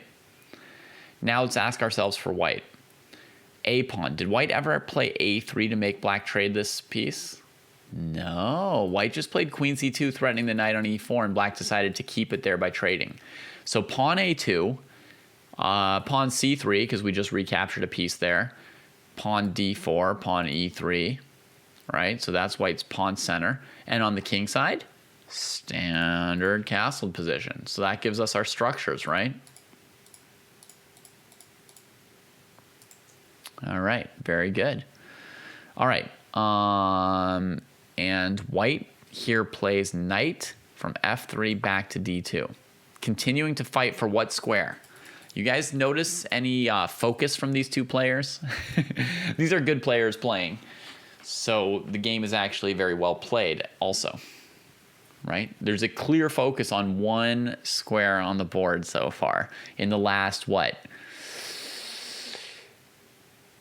I mean, to some extent, ever since the opening started, black's been fighting for control of e4, right? And, they put a bishop on b4 early on, which some people said they haven't seen this idea in the Queen's Gambit. That bishop eventually traded for the knight on c3 to keep e4. When white played rook e1 to try and play e4 and increase the rook's scope, black played knight e4 and blocked the pawn on e3, and with it, the bishop on c1. That guy's still on c1.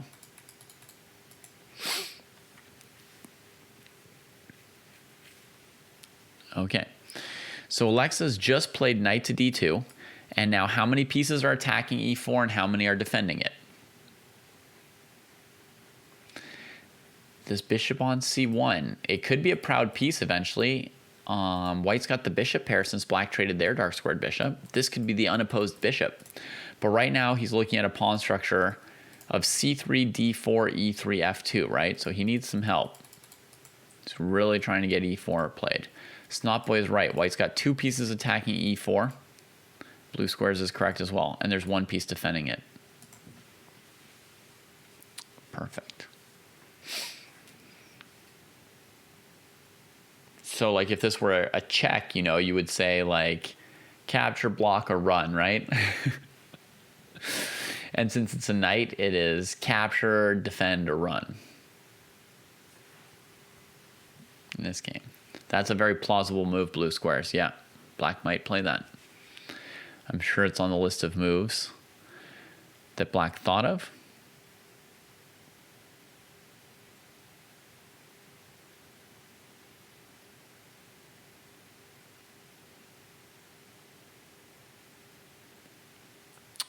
Do you remember where white's light squared bishop is since it's not fighting for e4? Oh, look at that. Dordum played your move, blue squares. Knight d to f6. All right. So now it's got 2 defenders and 2 attackers. You guys remember where this bishop is? It's on c4. The square I'm clicking on. That was a hard question, David. Man, you're a rough teacher. Does anyone remember what square the pawn on d4 is on? d4, very good. All right. Knight d to f6. So does everybody remember the pawn structure? It hasn't changed in a moment. Where's white's a pawn? I think you may want to reinforce some of the things that are the oddest about a position, or that you might have a question about, so that you really remember them, right? A lot of times that pawn would be on a3 if black's traded their bishop.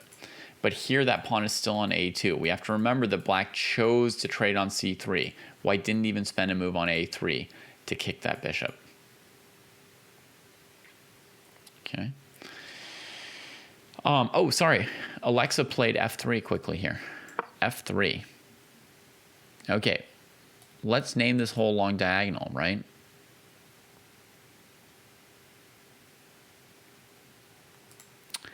Rook, bishop, nothing, nothing, knight, pawn, pawn, nothing.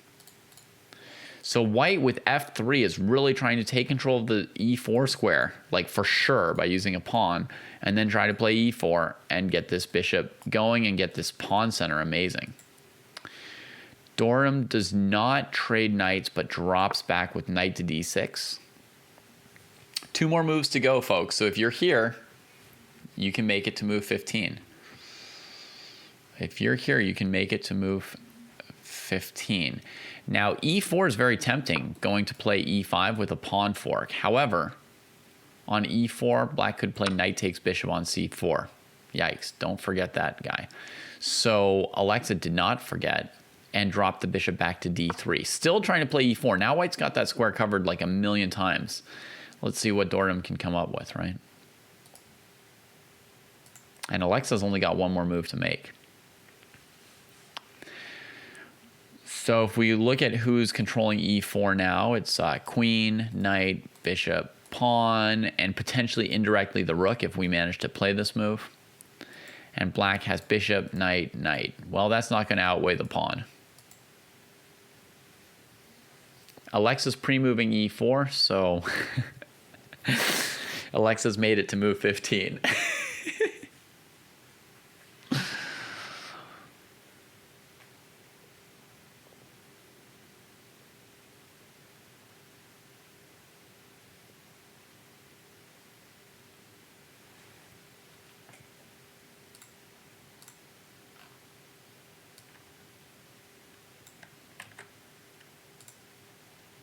Here it is, the GO official, or the Go official. Perhaps you're a tournament director for Go tournaments. They're only trying to get to move 15, so this game will be done in a minute, and then we'll be moving on to the next exercise. So if you're lost, you will not be lost for long.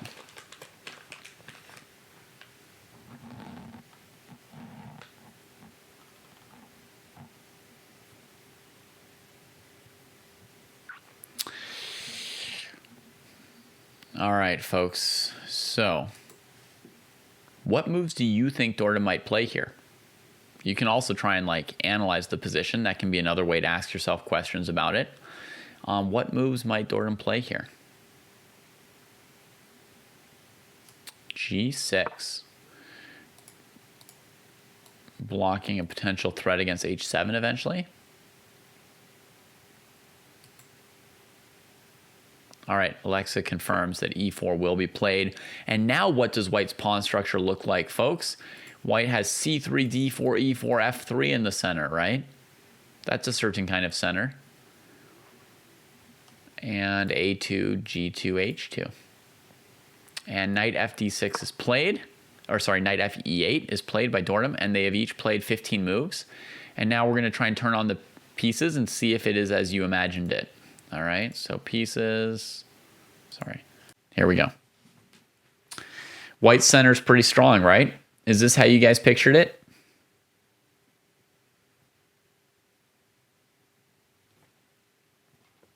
That's a good check to do, right?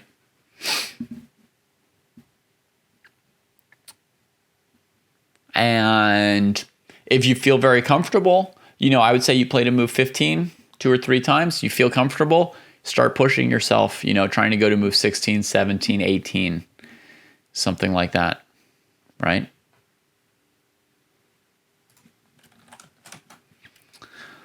You forgot the knight was still on d2. Where did you think the knight was, though?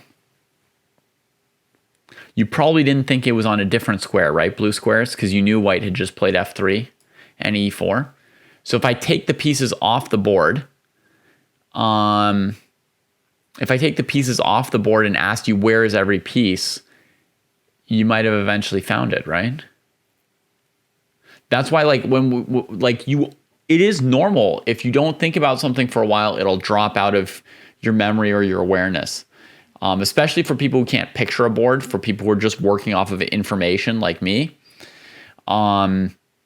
Somebody who can just picture the board, maybe they just see it and it's just sitting there for them and it doesn't disappear when they stop thinking about it. But for me, if I stop thinking about the knight on d2 for 3 or 4 moves or 5 minutes or so, it drops out of existence. But then if I ask myself questions about the position, I will find it, right? Like if I say, where's white's king knight? I'll be like, oh, it went to d2 to fight for e4, right? It went off to war, the e4 war. Yes, Affinity.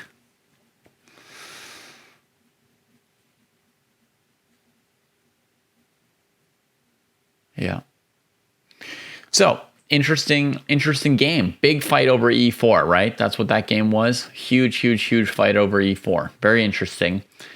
Probably white has an advantage in this position because this bishop is a little bit loose, center's pretty strong, and black potentially has weak dark squares on the king side, right? So probably somehow white got a nice game out of this f3 e4. Maybe even e5 knight e4 is a reasonable approach to this position, but we'll never know because we just had to get to move 15. That's all we were looking for. All right, let's go here for a second. Call up another game. All right, let's see how Steve and Finity did in their blindfold game real quick.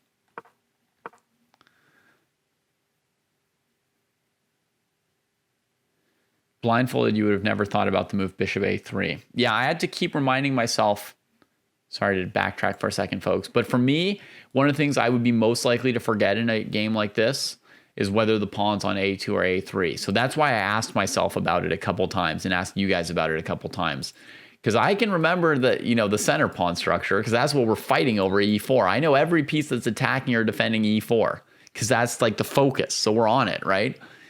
But I know that in games where there's a bishop on b4, often white plays a3. So to me, it's important to keep reminding myself, where's the a pawn? It's on a2. Okay, we didn't play a3. Okay, so we always do have bishop a3 if we don't succeed in playing e4. In some of these games, white would have a pawn on a3, and then it's really do or die for this bishop if white's able to achieve e4 or not, right? The bishop can really be stuck. But here you have a second option. Right? You have the second option that you could always play bishop a3. And in fact, we said e5 knight e4, but e5 bishop a3 or bishop a3 threatening e5 might also be quite interesting here. So, all right. So that's level 2.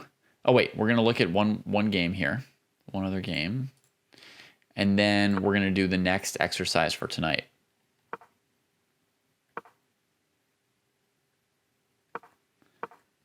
Standard King's Indian. So up to here, I would guess that this position here, they're at move 5, but it's a position they've seen or played many times before. So up to here, it's probably no problem. Bishop e2, e5 is normal. So now it's the exchange variation with queens off the board. And here one thing you could do blindfolded, Finity and Steve could both be reminding themselves, what happens if white plays knight takes e5? Depending how familiar they are with the exchange variation. If they still know a bunch more opening theory, which maybe they do based on the next move being, I think, the main opening theory move. But they could ask themselves, what's going on with knight e5, knight e4? What does black's queen side look like, right? What's everything on the queen side? It's all in a box, Okay, if white plays knight d5, how many ways does black have to defend c7? You can ask yourself questions like that.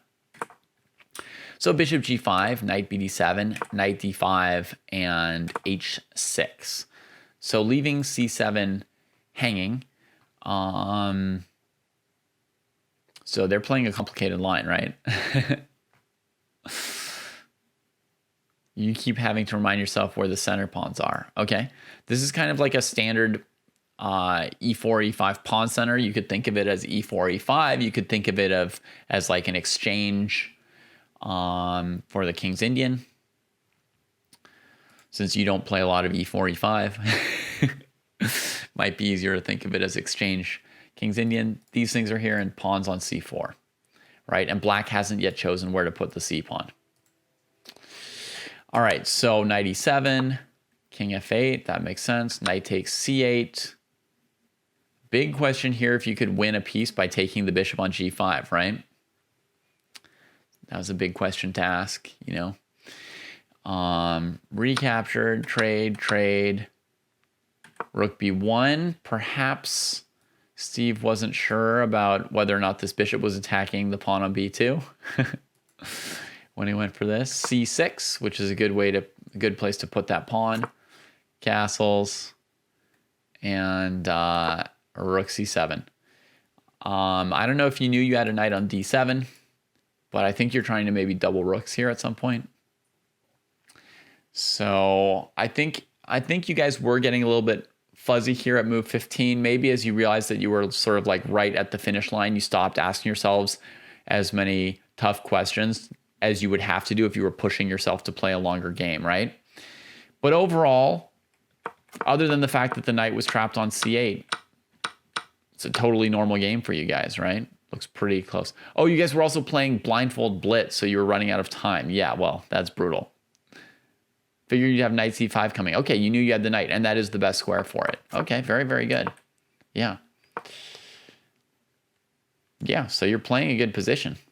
Very good. All right, everybody ready for the third exercise? We're going to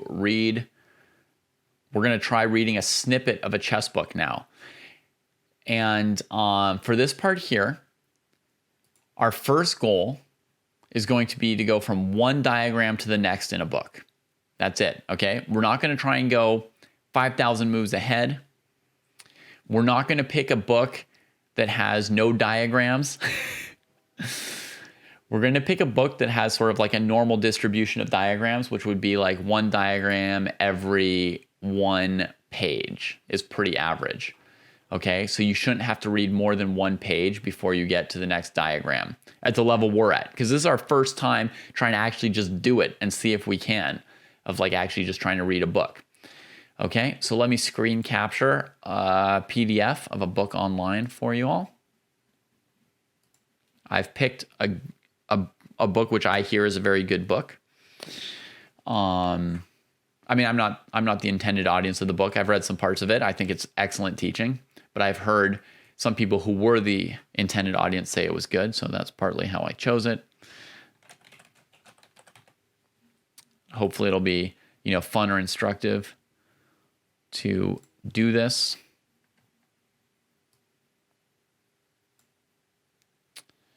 I also double checked that I had permission to do this.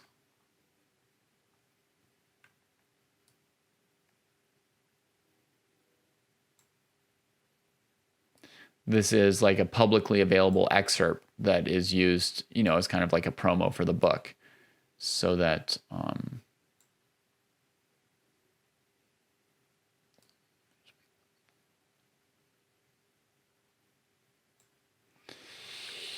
so I mean people are intended to check this out. All right.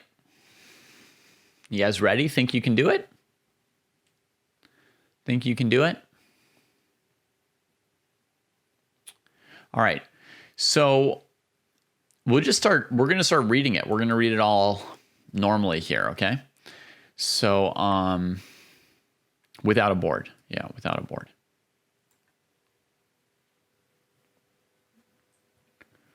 You should just look at the screen capture of the page, because that's what you would be doing if you were reading the chess book, right? I have the actual book right here.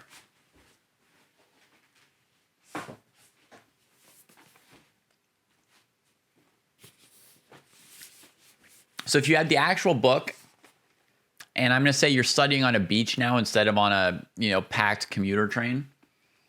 So you're sitting on the beach and you're trying to like read this book. And you didn't bring like a board and set to like, be tipping over in the sand. It's never even. Your pieces are falling over. And it's more stuff to carry. And I hate carrying stuff. So you're just going to read this on the beach. What you would see is what you see over here right now, right? You would see like a page in your book. Okay. All right. Oh, you happen to have been reading this today already, as it so happens.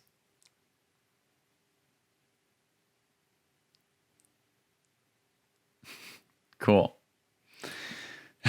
That's crazy. Nice. All right. So we're in chapter 10, breaking a dam. All right. At long last, we have reached the final chapter discussing pawns not moving backwards. As has been the case with the previous 4 chapters, we will be discussing the reciprocal of an earlier topic. Reciprocal, fancy, the opposite, right? The flip side. This time it will be forcing an opponent's pawn to step forward in order to create a hook for our own purposes. A hook is a place where you can come into contact with a pawn to make a trade. We already saw a couple of cases of this in the previous chapter where black was compelled to push pawns in front of his king in a way that made a hook as well as loosened the king's cover. Indeed, when speaking about hooks, they are most commonly used to open lines towards the opposing king. But they are also prevalent in more positional struggles as well, particularly in closed positions when each side is trying to make progress on one side of the board before their opponent can do so on the opposite side. So if you think of like the king's, Indian that Finity was just playing, more often in this position, you'll see a variation that looks like this. Right? And so what Sam's saying is you're looking for a hook so you can make progress. White's going to try and make progress on the queen side and black on the king side, right? So if I just make some more moves, right? This here is a hook where black can open up the rook, right? And white's using this as a hook where they can push and trade. But another thing that black might say is they might say like, well, if I take on e4, white gets this knight on e4, and I can't really attack on the king side even with the file. So you'll see people play knight f6 attacking this pawn to put more pressure on e4. The idea is to induce white to play f3 supporting their center. Then black plays f4 because they've got a new hook to open the g file instead of the f file. Okay? So if you played the King's Indian and you never knew this, well, you're supposed to know the purpose of your moves. But at least now you do. We're attacking e4 to get white to play f3. f3 is a weakening and a hook on the side of the board where black's planning to attack. So once this move is played, we play f4 because now we can go g5, g4. If black just thought, my idea is to pawn storm this side of the board, I'll play f4. And then I'll move this g pawn forward. Well, since white didn't have to play f3, when your pawn gets to g4, you won't yet be opening a file. But also, white's queen and bishop can play this and take control of the light squares in this area. And see, white's got this light squared pawn structure and black's got the dark squared pawn structure. So the trade of light squared bishops is like amazingly favorable for white. But also after like knight here, takes, here, here, you'll see that white's pawn is already in contact with black's, which is going to help white to start making progress. Sam said each side is trying to make progress on one side of the board before their opponent can do so on the opposite side, right?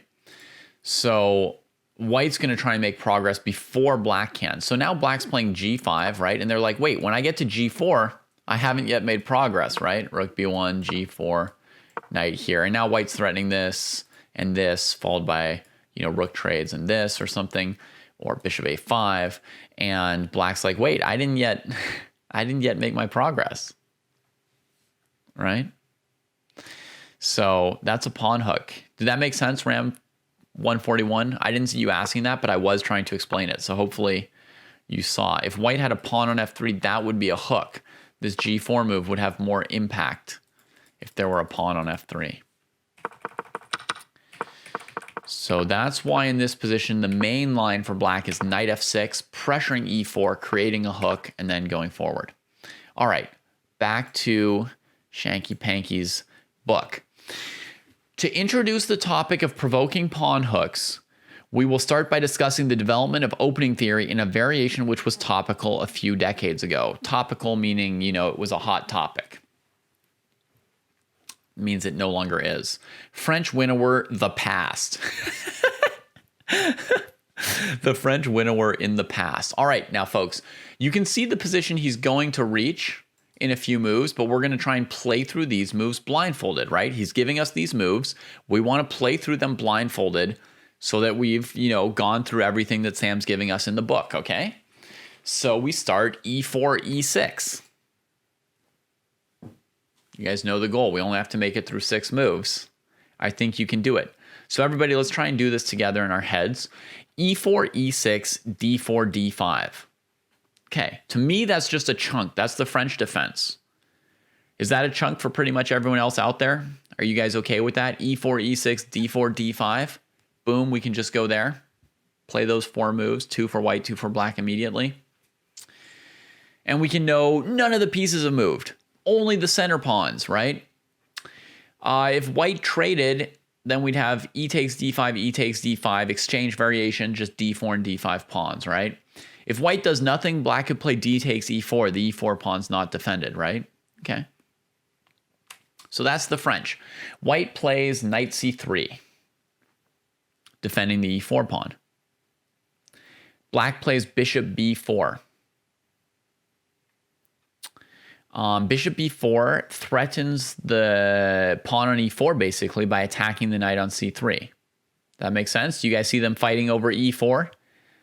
Just like Alexa and Dor just did in their game against each other. Most non-closed chess openings feature a fight over a pair of central squares. Right? So if white plays c4 and black plays f5 and white plays knight c3 and black plays knight f6 and there's no contact, that's not necessarily the case. But every opening like the French, the Ruy Lopez, the Sicilian, the Caro, the Queen's Gambit, the Nimzo fights over one pair of squares in the opening, either d5 e4 or d4 e5. The French fights over d5 e4, right? So white played knight c3, defending e4 and pressuring d5 mildly. Black plays bishop b4, dealing with the knight on c3, and thus, in this case, winning the fight over the e4 square. White decides they don't have a great way to keep defending the e4 pawn, and white plays e5. So now what pawn structure do you have? You have a pawn structure I call the advanced French pawn structure, right? d4, e5 for white, e6, d5 for black. We know big moves in those positions are c5 and f6 for black if they're trying to fight for space, and f4, f5 for white if they want to take more space and start a kingside attack. But we know that there's also a knight on c3 and bishop on b4, right? Only two pieces that have moved. And indeed, black plays c5 immediately here. So now think about the bishop on b4. Where can it move? There's a pawn on c5 blocking its retreat. There's a knight on c3 in front of it. And then there's a3 and a5 squares. Well, white doesn't have doubled pawns yet, Soren. We're still getting there. We're still playing through the moves in our heads, okay? So our goal is to get comfortable with keeping track of where pieces are while reading the book. Not to necessarily evaluate every single position. Although we're going to read it and we're going to try and learn something from Sam along the way, right? Because it's useless to read the book if we don't learn anything from it. So we're focused on being able to read it, but we might as well do it for real and try and learn something from this book as we do it. So we're at the move c5 from black. And in visualizing the d4, e5 pawns for white and the e6, d5 pawns for black. Or some of you may visualize it. Some of you may just have it as squares or pieces of information, right? For me, it's the French. I'm noticing the bishop on b4 is now a little bit hemmed in by that pawn on c5 and knight on c3, right? So white plays a3, and we're like, okay, well, that bishop doesn't have a lot of options, right? It could trade, it could retreat to a5, or black could play pawn takes pawn on d4, and then after pawn takes bishop on b4, pawn takes knight on c3. You guys want to try practicing calculating a two-move variation that doesn't happen off of a position you have here? Because at some point, Sam's going to give us a variation. If I know Sam, there will be a variation at some point. I mean, way toned down for a book intended for a mainstream audience. So after a3, attacking the bishop on b4, I was listing black's options. And what about the option of pawn takes pawn on d4? Right? Pawn takes pawn on d4, leaves the bishop hanging on b4, but counterattacks the knight on c3. Exactly, Mark. So white takes the bishop with the pawn, because that's what white was going for. They're trying to get the bishop pair here in this line. I mean, specifically, they want to get black's good bishop, not black's French bishop, right? Not the guy who's stuck on c8. So a3, pawn takes d4, pawn takes b4. Black's got to recapture the piece or be down a piece. So pawn takes c3. And now we'll play b2 takes c3 for white. Can you guys imagine that position? Here's one way to imagine it. Where are all the minor pieces in that position? And you can look at the diagram that Sam has here, if that helps you or not. It's up to you if that helps or not, right?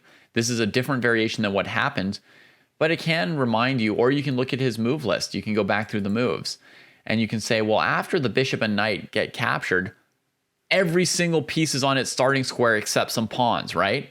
So you get that out of the way. You're like, every piece is on its starting square. Black traded the good dark squared bishop for white's queen knight, right?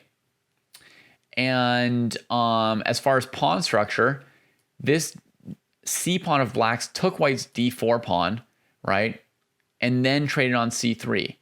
So the c pawn is gone on c5. The d4 pawn is gone on d4, and the a3 pawn actually captured on b4, right? And the queen hasn't come out in Sam's variation, right? No, in my variation, no pieces come out, right? So we've got pawns on b4, c3, c2 for white. A very weird pawn structure, b4, c3, c2. Those doubled pawns are really far backward on an open file. They're really no good.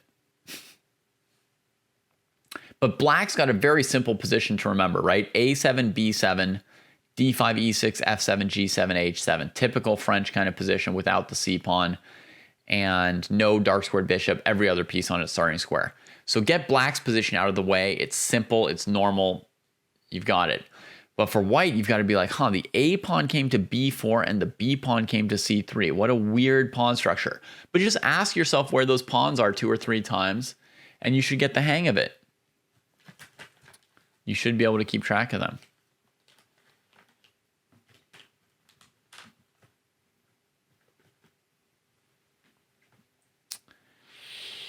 In the variation I gave you, the queen hadn't yet come to c7, so c3 is not yet hanging, but definitely it's black's move, and they usually play queen c7 in that position.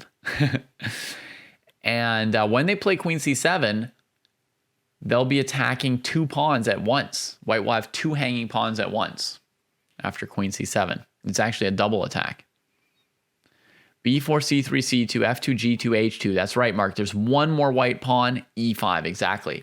So when black plays queen c7 in that position, for example, but I don't need you guys to look that far ahead in some side variation, but queen c7 is going to be attacking pawns at c3 and e5 if black plays it there. Okay. So anyway, so that's an interesting variation, but after we play a3, black just takes on c3. And white takes back with the pawn. Now, can you guys imagine this position with the queen on c7 instead of on d8 instead of c7? You can look ahead, right, at the diagram that's coming up and be like, oh yeah, queen c7 is the last move, so the queen was on d8 before that. That's all you got to do. Just move her back to d8, and I think you guys see that position. Raise your hand if you made it to the first diagram. It's doable, right? It's doable to make it to move 6 in the French.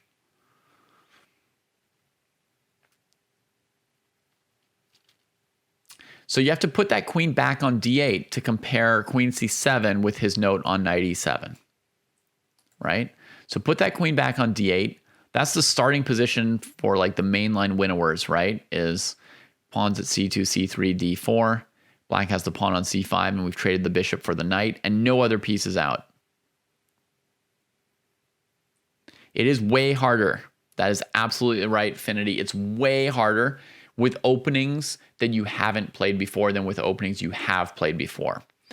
That's why, Finity, the progression in levels goes first you play blindfolded against yourself to 15 moves several times, because you will definitely play moves against yourself that you know and openings that you know, right? So you'll understand the moves of both sides because they're both you. You'll surely be in a structure that you know.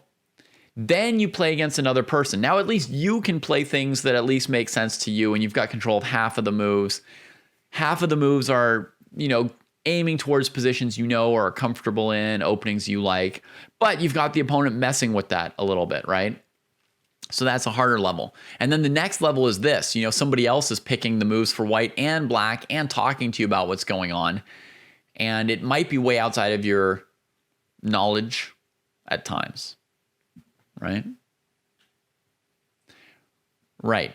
And actually, Mark's saying sometimes playing a low-level stockfish that's been like strangely, like it's so strong and then they try to lobotomize it in some weird way to make it play, 400 instead of 3,400 level. It plays weird moves, and that can make it very difficult to follow blindfolded. And indeed, Mark, when I've played these like blindfold simuls, it is often much harder to play the games against the 800 rated opponents than the 1800 rated opponents, because the 1800 rated opponents, they just can't help but play real chess, and their moves are connected to my moves and everything like makes sense. But the 800s will now and then throw in a move that just doesn't really make sense. And then every move that doesn't make sense is like an extra piece of information that I have to somehow keep track of that's not related to my other information. So it's actually like it can be a lot harder. And even this weak stockfish is going to play much weirder than a human 1,000 player, right? A human 1,000 player is going to play one or two weird moves, as I was saying, right? That are like, huh, what, why, how's that related? But the stockfish that's been lobotomized, right? This lobotomized genius is going to play absolutely like tons of weird moves. Yeah, Affinity, we're not yet going for 4 pages of variations between diagrams. We're reading a book that has a normal distribution of 1 diagram per page at the moment. That's already a pretty good level. I think most modern books will have like a diagram per page at this point, because that's really appreciated and really practical for making it accessible to people who want to play blindfolded or who want to study blindfolded. Exactly, Mark. Any move that's outside of the story is its own extra chunk. And, I can keep track of a pawn structure as one idea in one chunk, right? I can say black's got, a French pawn structure here, right? E6, D5, C5. Doesn't get easier than that, right?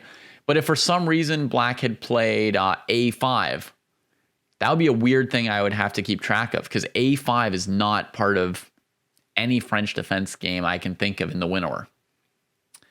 Yeah. All right. So let's keep going from here. Let's just say Sam says knight e7 is the main line and the best move, right? No punches pulled. Knight e7 is better than queen c7. So that's the position. Can you guys compare knight e7 with queen c7 and think about the differences? Knight e7 develops the knight to what is obviously its best square. It can flexibly come defend the king side. Queen c7 is looking at maybe some tactics with queen c3, but that would be a lot of action for the queen without the other pieces getting involved. Right? All right, on to page 2.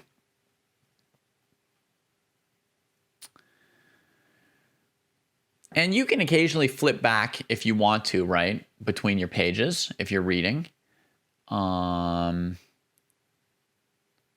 But you would have to flip pages here because this is an odd page, 191, and this is page 192. It's turning the page. So before you turn the page, you might want to really make sure you've got this position pretty well lodged in your head. We're going to try just turning the page and only flipping back if you guys feel like we need to, okay? But we're at move 6, and we need to get to move 9 before the next diagram. So we only need to go 3 moves this time, but we need to follow some little variations in between and stuff, right? So we'll have to, like, you know, play a move and then take the move back. All right. I don't know if that's strange or not, Finity. I sometimes do like file, file, file, and other times do rank, rank, rank. It depends. And I think both should be helpful. I don't know why there would be a strong difference between one or the other, but I imagine that may be the case for some people. All right. So, the text move used to be a reasonably common sideline of the winner or French back in the 90s, but Black suffered some brutal defeats and it has almost completely fallen out of Grandmaster practice. Let's look at one of the lines which has caused problems for Black. Queen to G4.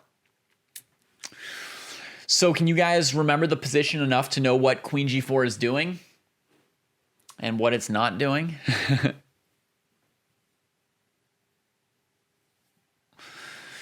So when Black played Queen C7, they were maybe looking at our pawn on C3 through the C5 pawn, right? And Queen G4 threatens the pawn on G7. That's right. Baron's test prep in the chat. Happy to see you again. So Queen to G4 threatens G7, yeah. And Black could play a move like C takes D4, or they could play a move defending G7. Sam says, White continues with his standard plan against the winnower. The queen sortie to G4 creates the primitive threat of Queen G4 takes G7. So he's helping us as well, right? Which can be easily parried, but each way of doing so requires Black to make a concession of some kind. Black's next move reveals the point of his previous move. F5. F5. What could be more natural? The queen on C7 now defends the G7 pawn. So when Sam tells you that the queen's defending the G7 pawn, do you see that open rank? Do you see that that's part of why the queen went to C7 to defend the king side sideways after F5? And Black even gains a tempo as White's queen is forced to move. Okay, so you guys know the F5 pawn is attacking our queen on G4.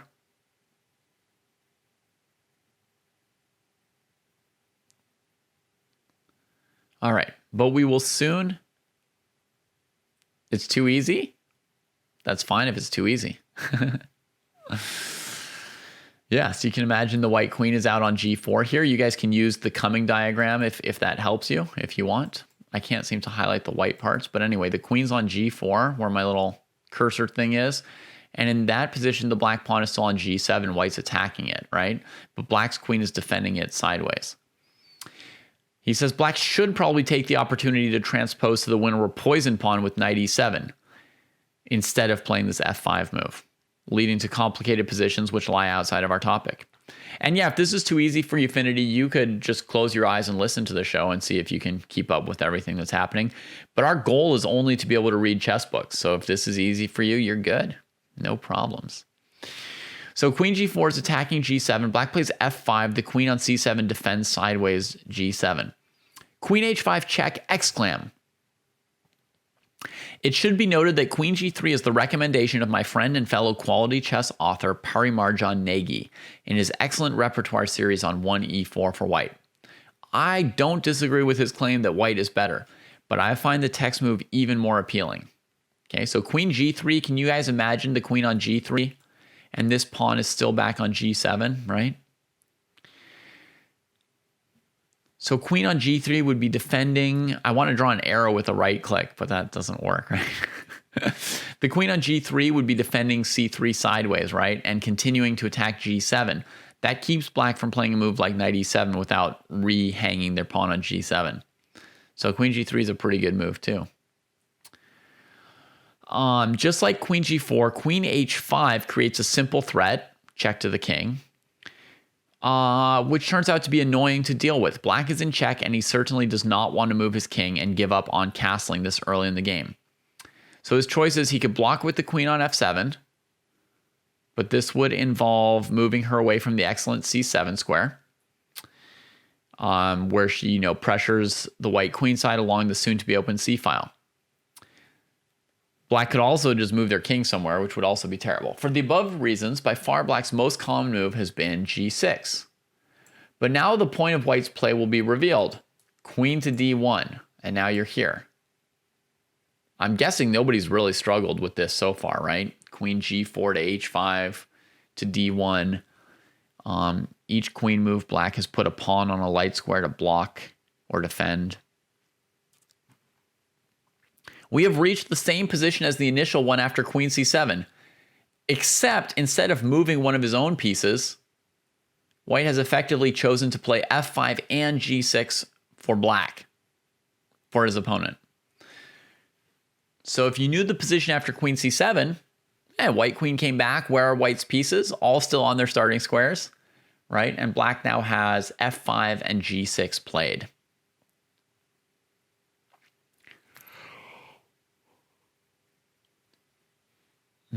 Thought the queen was going to g3. Yeah, that could make sense too. All right. Even though we are still early... Oh, sorry. These pawn advances are extremely unfavorable.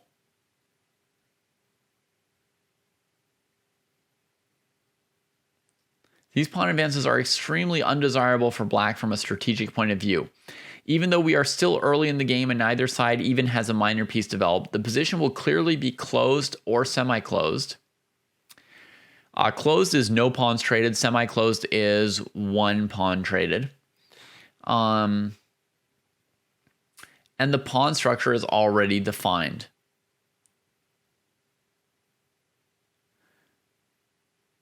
White's central pawn chain points towards the king side, which is undoubtedly where he should be trying to play.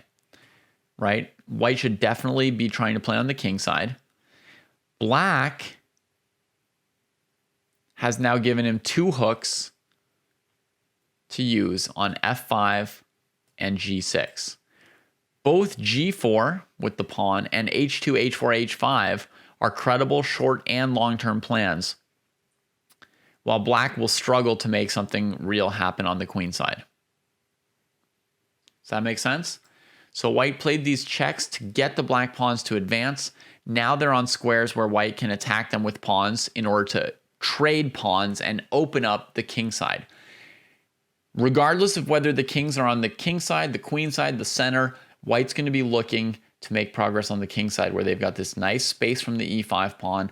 Black's got weak dark squares and now also hooks that White can use to open up that area. In practice, his results have been abysmal and the line has been almost completely abandoned. Of course, we seldom get the chance to create such hooks in favorable circumstances by simply reciting opening theory. If the idea has become known as theory, then a well-schooled opponent will know about it and avoid it. Still, we can use the same principles in all kinds of middle game situations. For instance, I like the following clinic that Eugenio Torre put on against Krasenkov in the mid-90s. Okay. Everybody followed the French defense example? We're ready to move on to the next.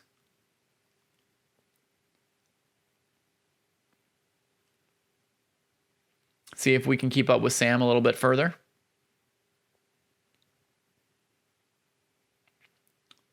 This is Small Steps to Giant Improvement by Grandmaster Sam Shankland. Published by Quality Chess.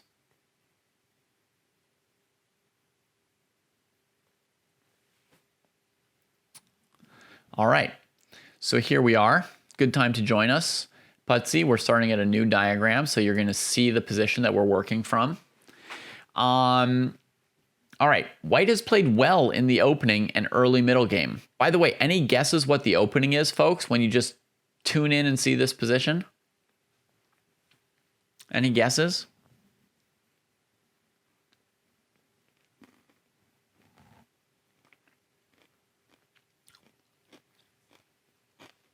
Could be a King's Indian where the bishop on c8 came to g4 and traded for a knight. Yeah.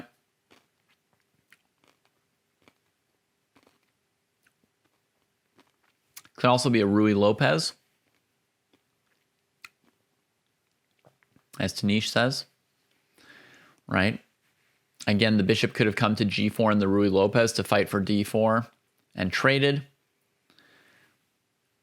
Although it would be a little bit weird that it traded without white playing h3, but, you know, it could happen. All right.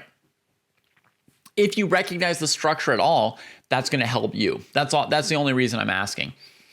That may be like a helpful thing. If you see this and you're like, oh, it's a King's Indian defense without my c8 bishop, right? Then that may help you, right? Or as Tanish points out, there's a pawn on c3, not c4. That would be consistent with the Ruy Lopez, right? White plays c3 with the pawn on d4, and then sometimes even plays b4 to expand on the queen side, right? In the King's Indian, white usually plays c4. It could also be like a modern kind of defense, you know, e4, d4, and black could have played like a Peartz or a modern at first, d6, g6. Right? So there's several possibilities. I would say the Spanish, the Ruy Lopez, is the most likely.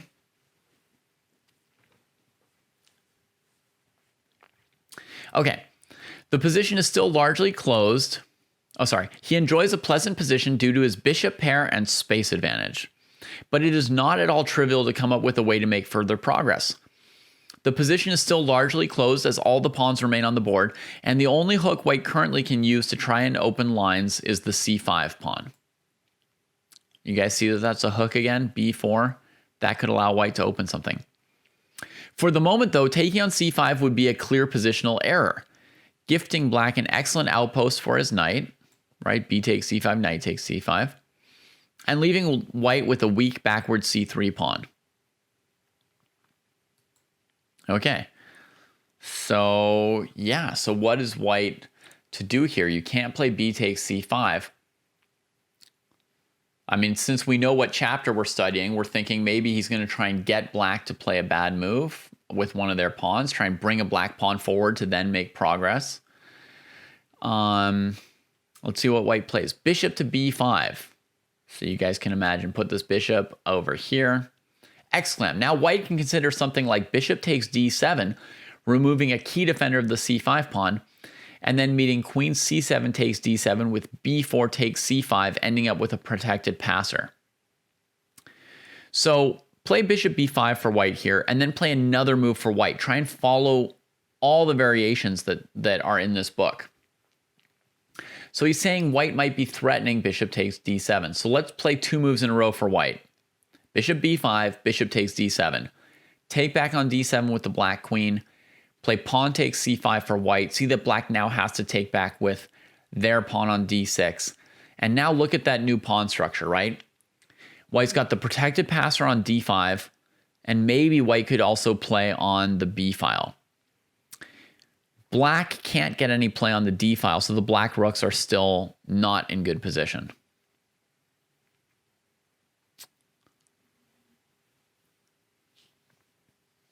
Okay, Tanish, that's another possibility. A bishop b5 check Sicilian maybe, or, you know, a knight f3, c3, bishop e2 kind of Sicilian, or knight f3, c3, bishop d3 to c2 is sometimes played in the Sicilian. And those variations of the Sicilian end up looking like the Ruy Lopez, which this looks like the Ruy Lopez. Yeah. And presumably black played bishop g4 takes f3 at some point there in the fight for d4. Okay, so you guys, can you see the pawn structure after bishop b5, bishop takes d7, and then pawns trade on c5? See how that might be a favorable pawn structure change for white? Because white's rooks can use the b file, black's rooks can't use the d file. So white can employ their rooks, black can't employ their rooks yet, plus white's got the space and the protected pass pawn. Krasenkow obviously didn't like the look of this possibility of trading on d7, but his next move is a concession.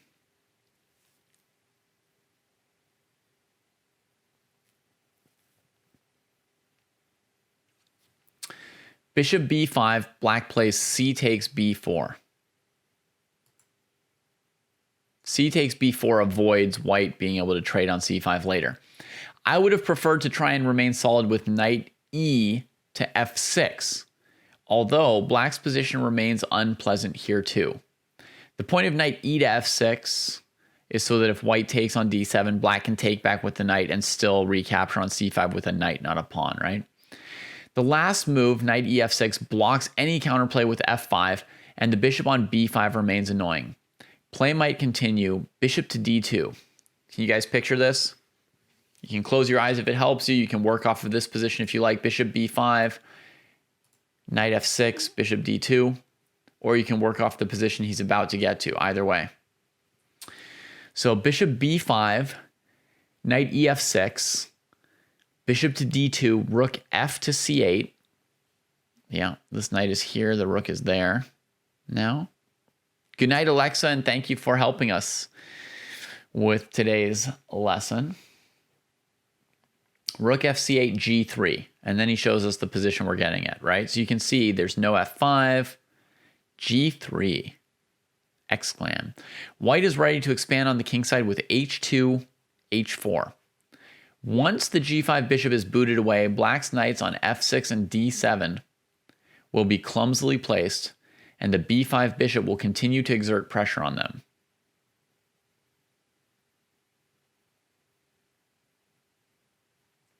Right, because if the d7 knight moves, white can take the knight on f6. If the knight on f6 moves, white can take the bishop on, can take the knight on d7 maybe. So they'll be sort of awkwardly defending each other while both not being on squares defended by pawns. Sam says, even my computer wants to play a7, a6 at virtually every possible moment, suggesting that Tori's move served its purpose of provoking the second hook. Like if black plays b6, plays a6, that's another thing where white could trade a pawn at some point with b5 if white wants to.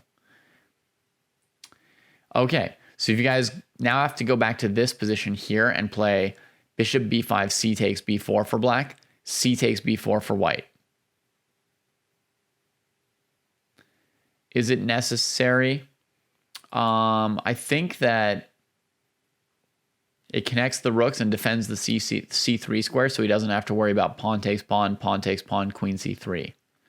If you look at this position here, with the bishop on d2, maybe in some position black could play c takes b, queen c3. And it attacks the rook on e1, attacks the rook on a1, attacks the pawn on b4.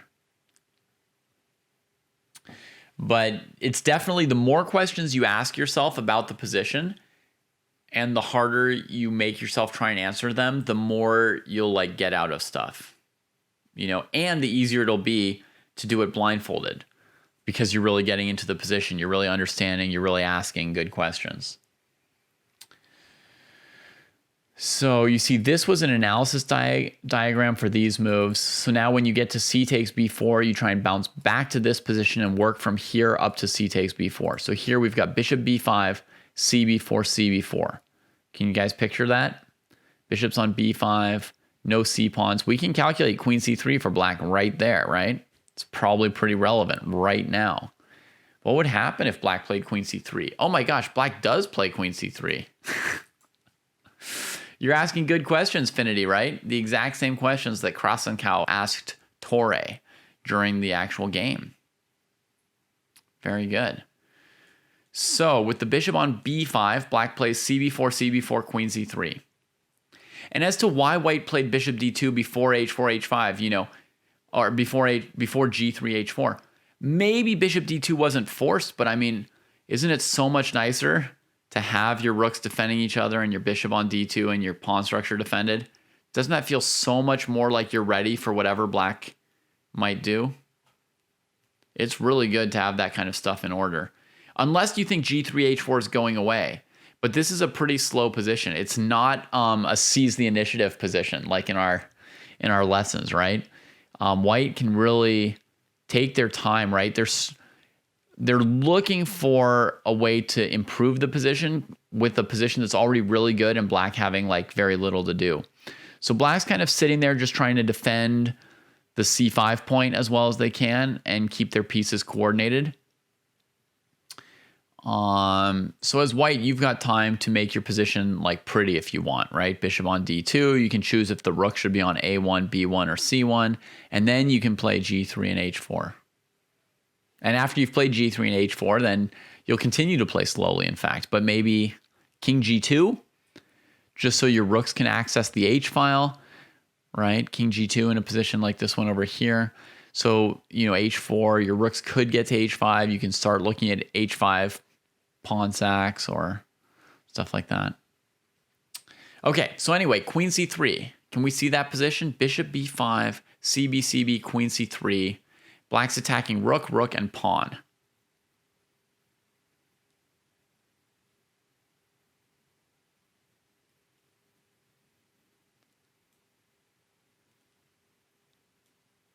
Yeah, the bishop's on b5 now.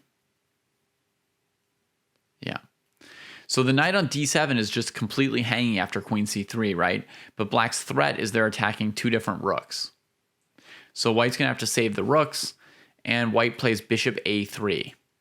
It's the only square the bishop could go to so the rooks could connect each other, right? Because on b2 or d2, the queen could just take it. And bishop a3 also defends the pawn on b4. So bishop b5, cb, cb, queen c3, bishop a3, knight d to f6. Because that knight was hanging to the bishop on b5. You guys seeing that position, or do you want to ask yourself some more questions about it?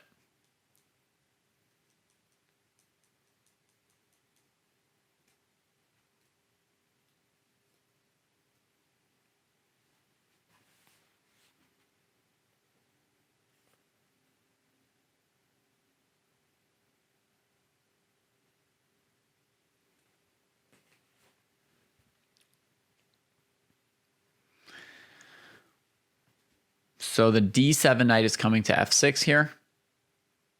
Black could have played knight ef6 instead, right? Like in that variation of his. It could have been knight ef6. Because black plays knight d to f6, the rook on f8 is trapped, right? White's been just better the whole time, Sleepy Mario, except that this book is being written by Sam Shankland and he won't say just. That's like his no-no word, his trigger. But yes, white is clearly better, as he said. And black is very low on counterplay. Anytime that they're forced to play knight to f6, it blocks the f pawn, so black can't play f5, which, as he said, is kind of like their most likely counterplay or thing they could throw at white that would make things less simple. So knight df6, g3. And so white's playing g3 again from this position. So bishop on b5, trade, queen c3, bishop goes to a3, which is awkward. It can't move anywhere from there. It's being attacked by the queen. We can't play rook a to c1 because of queen takes bishop. The knight on d7 goes to f6, and now white just plays calmly g3. No rook e to c1 like I thought white might play. What was black going to play against rook e to c1? I mean, the queen's almost trapped. She could go to b3 or d2. If queen d2 or queen d4, you can play rook c2, queen d4, rook d1, trapping the queen. Oh, the e4 pawn's undefended. Ah. So after the queen moves somewhere and you attack it, she could take on e4 because black's got a knight on f6.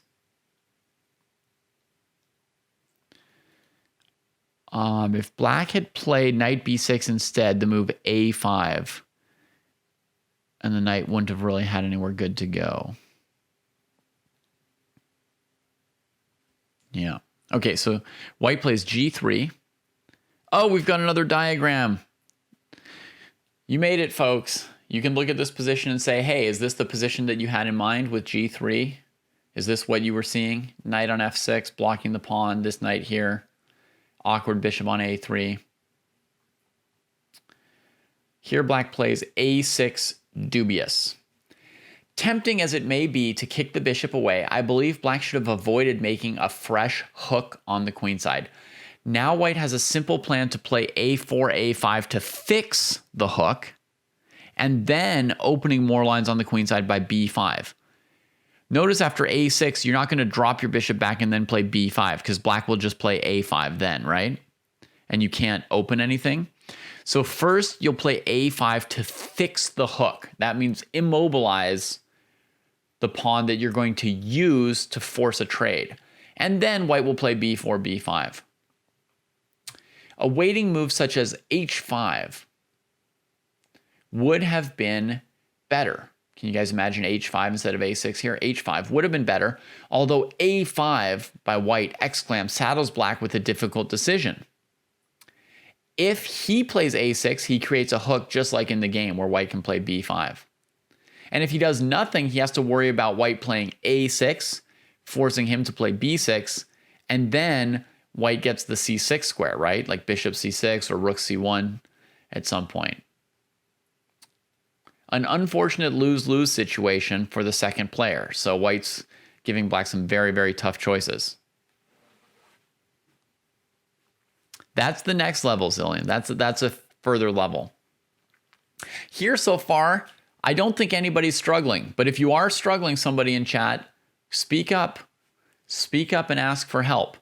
But so far, Sam's book, or this chapter in Sam's book is very, very short on variations and has a lot of positional explanations in the paragraphs.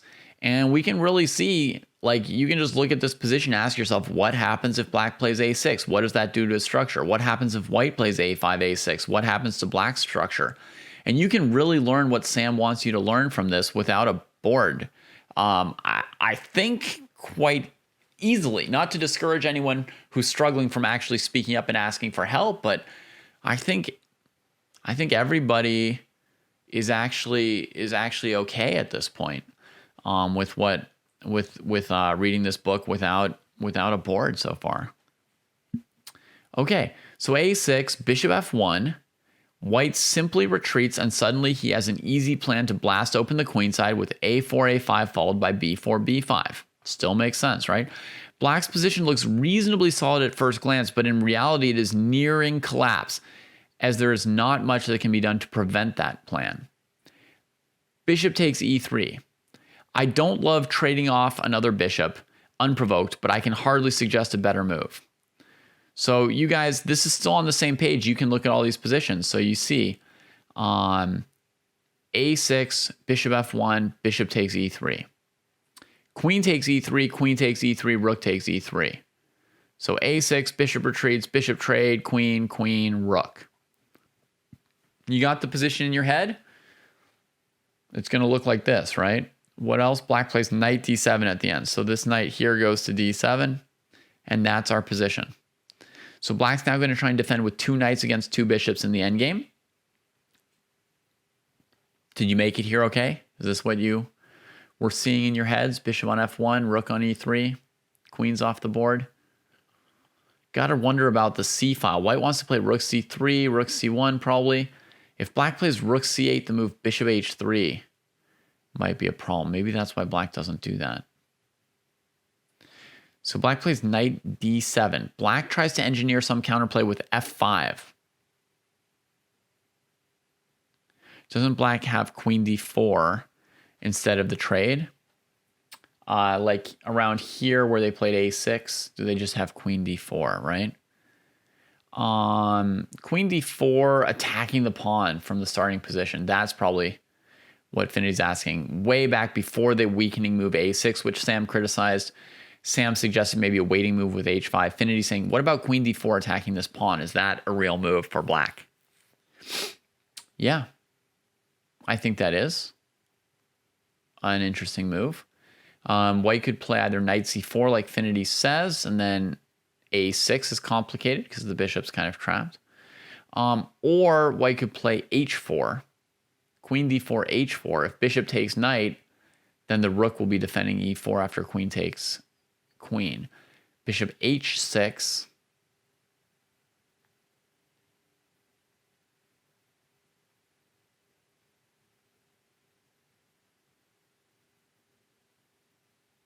knight c4, a6,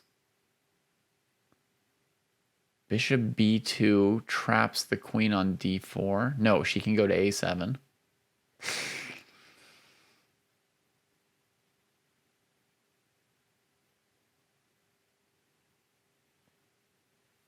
Yeah, maybe knight g4 as well.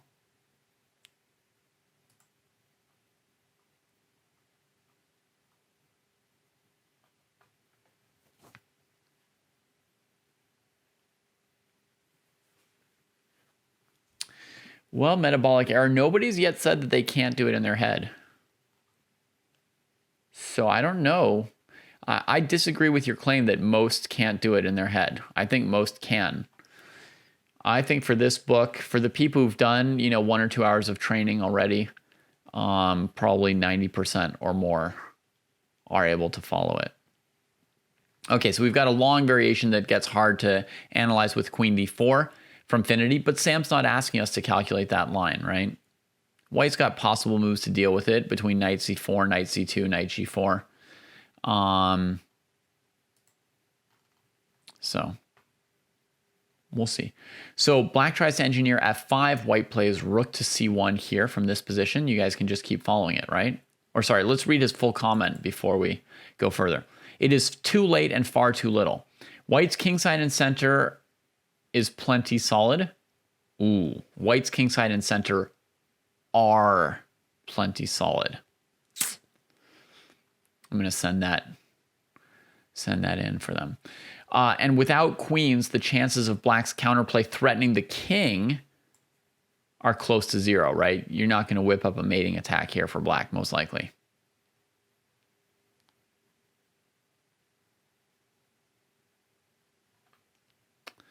All right, so rook c1, black does play f5, white plays f3.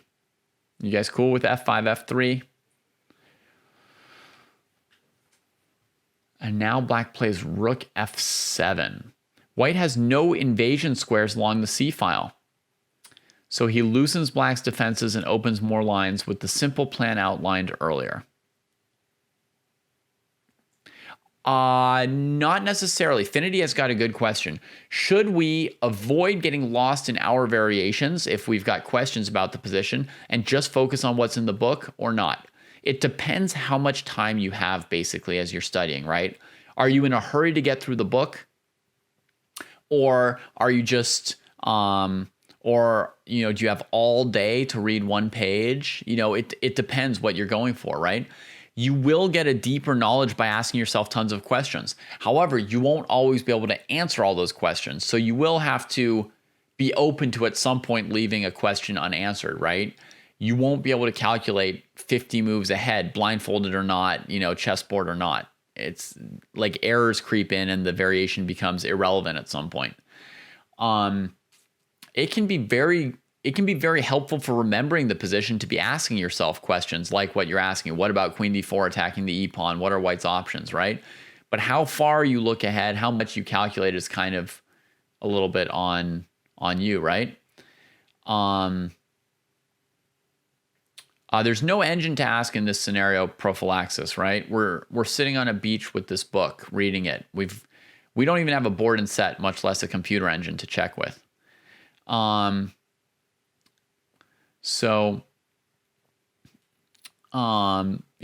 some questions is perfectly good.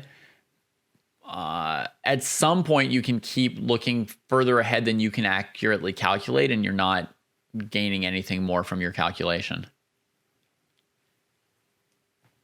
So, Putsy says, I need the positions on screen to get back to after I go through variations. The variation is good to follow, but getting back to the position it started from is hard. Yeah, but they're on the screen, so that helps, depending on how far away things get, right, Putsy? So yeah, one of the hardest tasks in this task of reading books without a board, one of the toughest parts of it is getting back to a position after a variation. It's a different difficulty than when you're playing a game blindfolded and you have to look at a bunch of, you're always moving forward. You're never moving backwards in that way. Okay, so let's keep going. So we've got rook c1 here, f5, f3, rook f7. Notice his comment that the rook has no invasion squares along the c-file, right? c5 is defended by the pawn and knight, c6 by the pawn, c7 by the knight, c8 by the rook. I suppose you could double rooks and try and bring a rook down to c8. Maybe. The knight on e8, if it ever moves away so that the rook on f8 controls the 8th rank, when the knight moves away, you could go to c7. So I see, you know, there's a possibility to use the c-file. But anyway, after f5, f3, rook f7 from black, white plays a5, fixing the hook, right? The hook on a6 will be black's undoing as he cannot prevent b4, b5. And you guys can you can start with this position, go as far as you need to, and you can hop to this position and working backwards at any point if you want to, right? But rook c1, f5, f3, those pawns are in contact. Rook f7, a5. Black trades the pawns, so now we can just take these pawns off the board for ourselves. Black rook is on f7. White rook is on c1. We play a5 to fix that pawn. He's been talking about a5 a few times already in this example, so we're used to that. a5, so the a6 pawn can't move. White's one step closer to their plan of playing b5. Now black plays knight d to f6. Attacking e4, which is defended, maybe looking to play knight g4 for counterplay on f2. And we get to this diagram. Did you see this position correctly? When we were headed this way, was this a position you could see? I don't know if when you were seeing it blindfolded, you would have seen the idea of bishop to h3 for white here, but would you have known where the pieces were, right? White's going to have to choose between like b5, bishop h3, h3, knight df6. Bishop h3, interesting mark. White switches direction and targets the e6 square. It was not necessary, but still a fine move and enough to bring in the full point. b5, a takes b5, bishop b4 was most consistent with White's earlier strategy. So now he shows you with the b5 break, you guys might have been wondering, what about rook takes a5, right? And now you see the idea is to play b5, pawn takes b5, bishop b4. You defend a5 and keep the rook stuck, and then this bishop can come to b5 next, is his idea. So Sam's not afraid of knight g4 or anything really coming from black here. Bishop h3, knight c7. So at this point in the book, by the way, you would have this page and this page side by side, right? This is the even page on the left. This is the odd page on the right. So with bishop h3, you could still be seeing this diagram here with no problem, right? What about g5 after bishop h3? White would play bishop e6. Bishop e6 is a direct threat with bishop h3. So black plays knight c7. Black focuses his energy on preventing b4, b5 by controlling the square further, but white simply does not care. With bishop h3, knight c7, white plays b5 there after taking his own bishop off the square. So bishop h3, knight c7, b5. It's attacked twice and defended 0 times. All right, so ask yourself some questions. How many ways could black take the pawn on b5? The answer is 2. Is the pawn on d6 defended from the bishop on a3? After bishop h3, knight c7, b5. Is the pawn on d6 defended?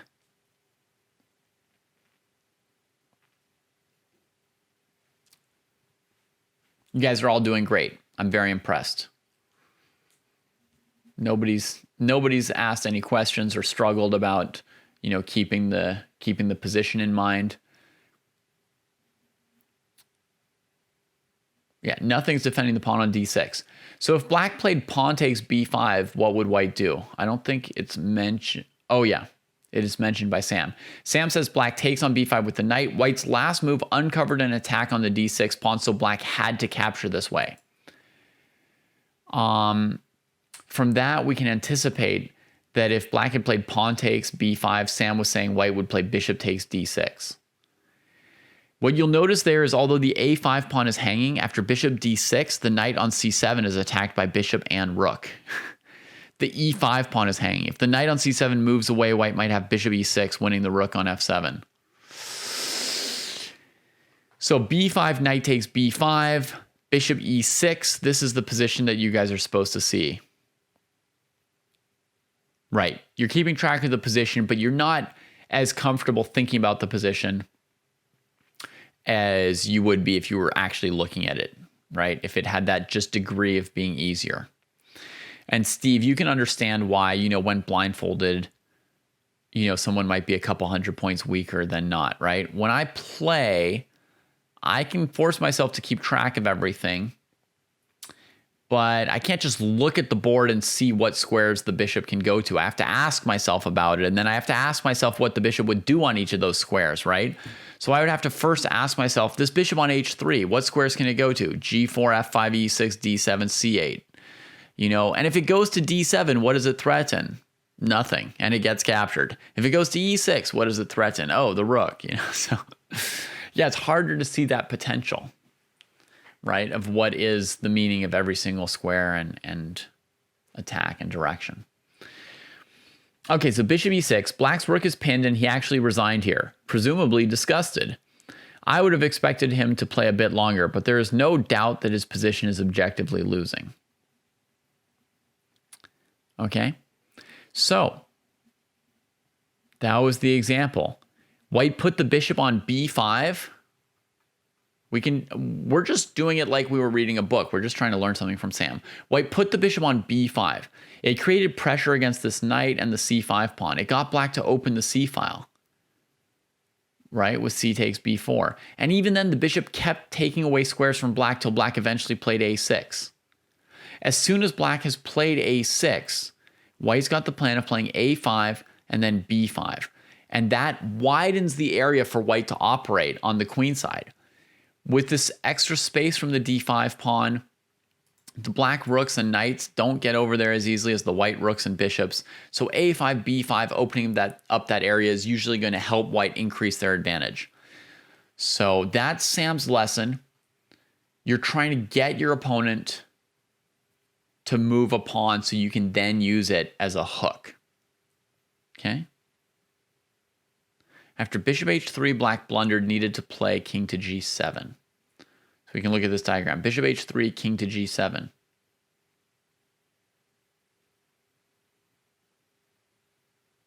Yeah?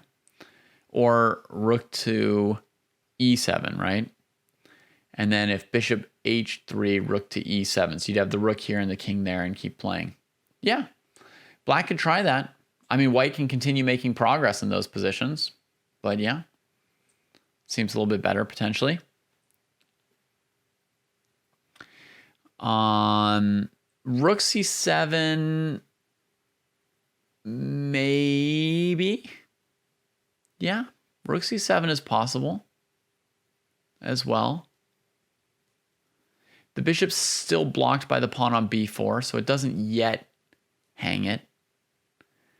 One thing white could maybe do is when the rook comes to c7, play bishop e6 check, king g7, and then move the rook from c1 to f1, and then double up rooks on the f file. Play the bishop back to c1 and g5 or whatever, or g4, g5, and go after the black king. White could switch to the other file possibly. But, I mean, there's a lot going on. We can't answer for sure everything, and Sam doesn't seem to think that we need to do that. Famra, yeah. Sometimes when you're reading a book without a board, you feel like you may be missing some nuances. Should this be a concern? Yeah, you're probably missing something, right? Your sight is never going to be as clear as when you're actually looking at it. But if you can follow what Sam's trying to teach you, it's okay if you don't see every other little detail going on, right? Would it be better for white or black to trade the rooks when we've got these two bishops against two knights? It does depend on the position, and even here it depends on the exact move. Like, it depends on who ends up with control over the c file, because we're going to get one trade first, right?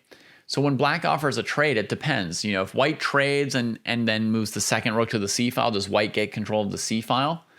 Because the bishop on h3 stops the second rook from ever coming to c8. If so, maybe white's happy to trade one rook and then take the file, right?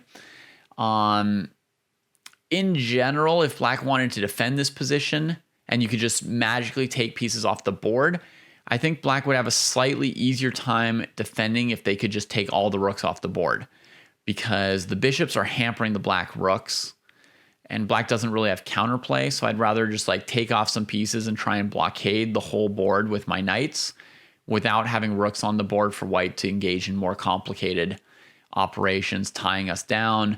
You notice that the white rooks are better than the black rooks, right? They can switch between the C file and the F file effortlessly. They can double. The black rooks are less good than the white rooks. So I would want to take the rooks off the board magically if I could as black.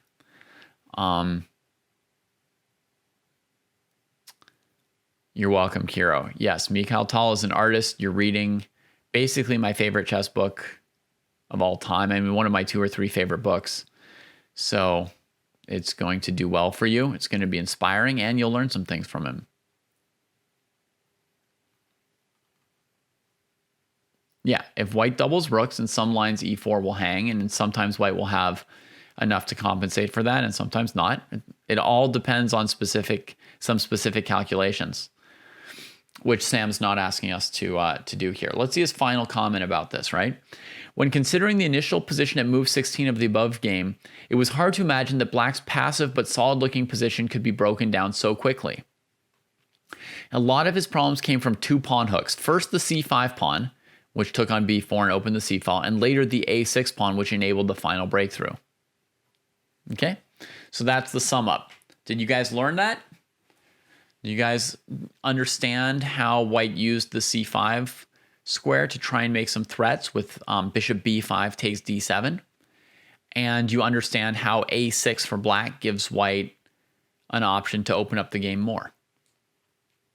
If you understand that, then you were able to learn what Sam wanted you to from this chapter here, right? Whether or not you saw every single nuance. Mario says never deliberately create weaknesses, but actually it depends on which perspective you're looking from, right, Mario? Sam is saying that white was deliberately creating weaknesses for their opponent in this game, right? Why is it important to read chess books without a board? Because sometimes it's not convenient to have a board with you, Kiro. It's not like better to read without a board. It's very practical to have the ability to do so, right? So this is if somebody wants to read books while they're commuting to work on a train or a bus. This is if somebody wants to, just carry a book in their bag with them and then be able to pop it out and like study for 5 minutes when they've got downtime. This is if you want to go sit on the beach with a book and just read some great chess book in a comfortable place. Most people have a phone and could use an online board. Oh yeah, I suppose they could now, Kiro. And a lot of games have been converted into online apps, right? You can get a lot of like ebooks or like kind of like course kind of materials now through different things. I don't know, Forward Chess, or maybe like actually, I have no idea. I've never used Forward Chess. I might be saying the wrong name, but I think there are some things that will like play through books in sort of PGN viewers now. But Kira, a lot of people have asked about this skill, so it may not be something that you need. But for me, it was always something that I wished that I had, and then I realized that I could have it. And I've had a lot of people ask me about it and say it would be helpful for them, that it's annoying for them to pull out a board. Rural Juror, you should start reading Dvoretsky's Endgame Manual somewhere around 22 to 2400 FIDE. For me, I started around 2350 FIDE or so, and it was very difficult for me still. But I am quite a late bloomer as far as my endgame. Somebody who's better at the endgame and less good at other phases of their game could start reading it earlier. But bored or not, you'll have a hard time understanding it, I think, if you're under 2200 FIDE. I mean, I do know one player who's only 17 or 1800 who actually studied it several times through and managed to understand a lot of it. All right. So I think that brings to an end our goal for today's session on Blindfold, and I will get into answering other questions here in a minute. But that was kind of our plan. So first of all, I'm just going to retrace the steps for you guys. First of all, you want to be able to play 15 move games against yourself blindfolded. Do that a couple times.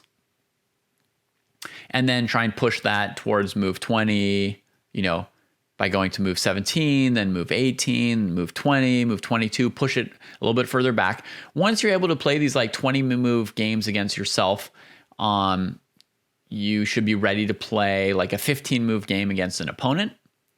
And once you've played a couple 15 move games against opponents, you should be able to read a book like this blindfolded, a book which has one diagram per page or more. I didn't notice a single person having any struggles or difficulties following the Shanklin book today. And there are books that could be harder to read blindfolded that would be like a next level. But one diagram per page is comfortable for us at this point once we've practiced up as far as we have. And generally, we didn't have to look more than 6 moves ahead in any of these games. And you can sort of do the handoff where once you're 4 or 5 moves in, you look to the position that's coming up in 1 or 2 moves, and that helps there as well. So, yeah.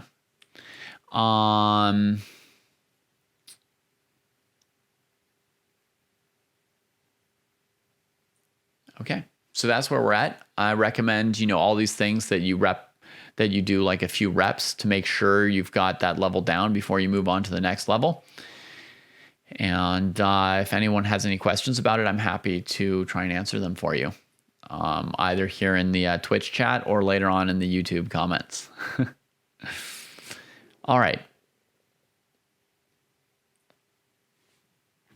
So now answering random questions. Rural Juror asks, what endgame book is better for a 2000 to 2200 FIDE level player?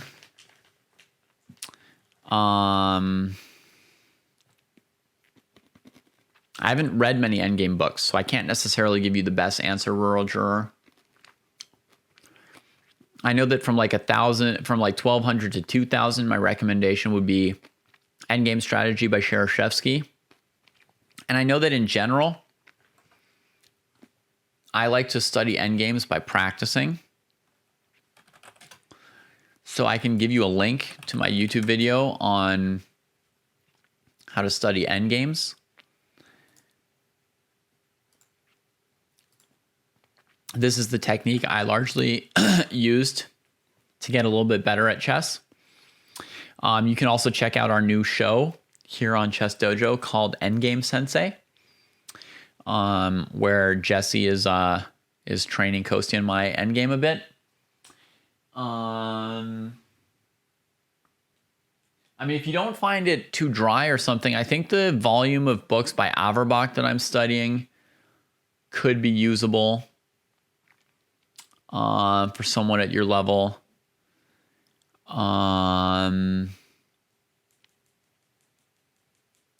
You're welcome, Mario. Other recommendations for 2000 to 2200. Yeah, I'm sorry. I don't know well enough to give you a good rec, Rural Juror. If you're over 2000 FIDE, you could try studying the manual with a buddy or a friend, someone who can help you work through it so that you're not on your own. You could do a first pass through it, like understanding that you're not really going to understand it, but that you're just sort of trying to get into it.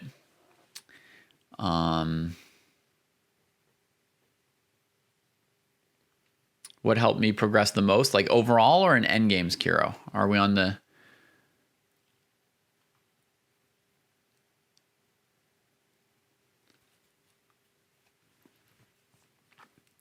Actually, I spent a long time between 2000 and 2200. I spent a whole year between 2100 and 2200. But I don't remember working much on my endgame during that time. I was basically like not interested in endgames at the time. So what helped me progress most in my chess in general? That's an easy answer, Kiro. Training buddies. At basically every period of my life where I've made progress, I had like another person who, or multiple people who every time I played a game, I would show it to them. Every time they played a game, they'd be showing their games to me. Every time I was coming up with some new opening idea, I would run it by them. And that's where I've made like 90% of my progress probably is in like discussions with training partners. Arguments. You got to find someone you argue with, someone you disagree with about stuff.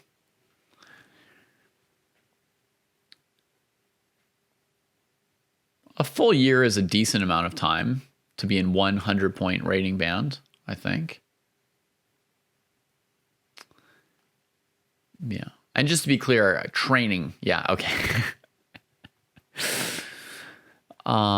Should Finity read the Shanklin book at his rating? It is accessible to your rating. Finity is written for people in your rating band. I would say the target audience for small steps to the best rating band for small steps to giant improvement is probably 1,600 to 2,000 players. I would say is like the ideal band. And it's teaching you like to think very logically and about positional chess.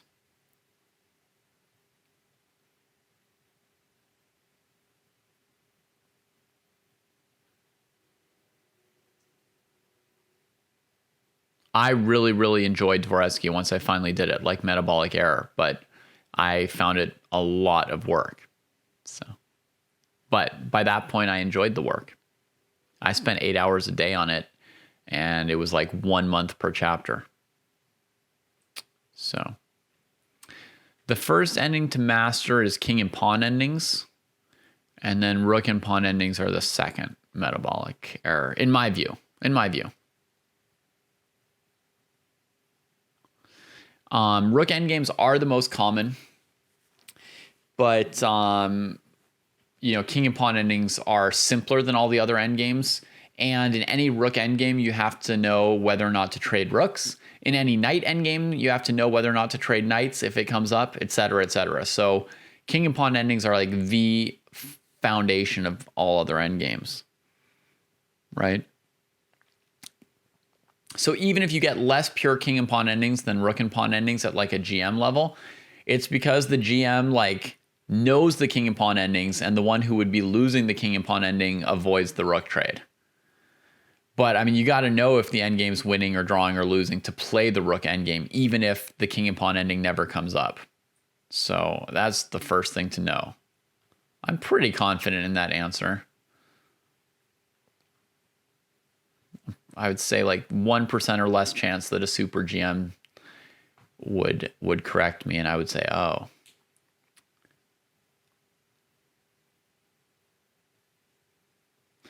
I have not read the books in their entireties, Mr. Fartbrains, because they're not aimed at my level. I've read some segments of them just to enjoy them, to enjoy the work that Sam did, as my friend, and to see, and to just feel joy at, what a good teacher he's become. But the books aren't really intended for me. I kind of know most of what's in them already. Yeah.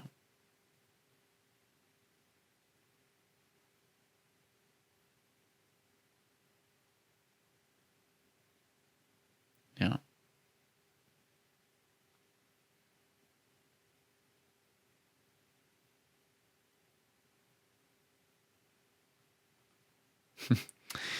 Your donger's Mr. Artbrains is actually Mr. Fartbrains. just a new iteration. I knew him before.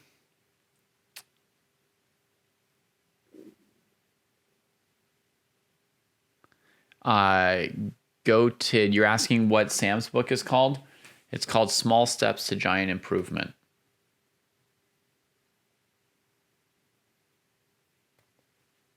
And it's great. Really great. I'm very confident in saying that Sam is a great chess teacher.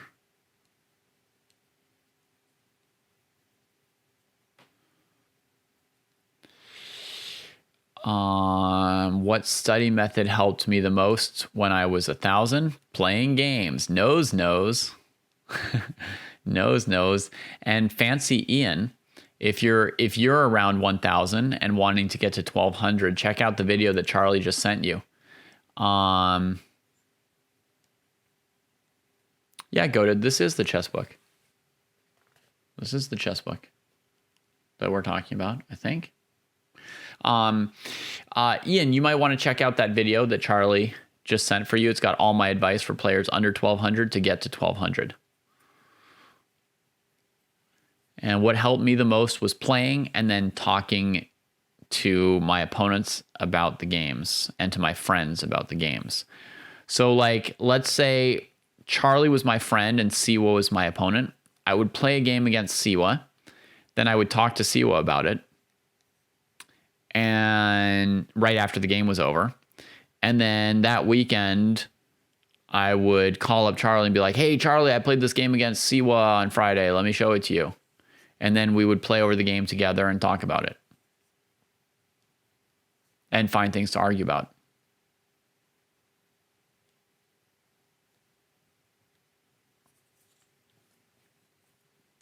Book recommendations for 2100 Lee chess. I don't really know what 2100 Lee chess equates to, Siwa. I don't know if that's your bullet, blitz, rapid.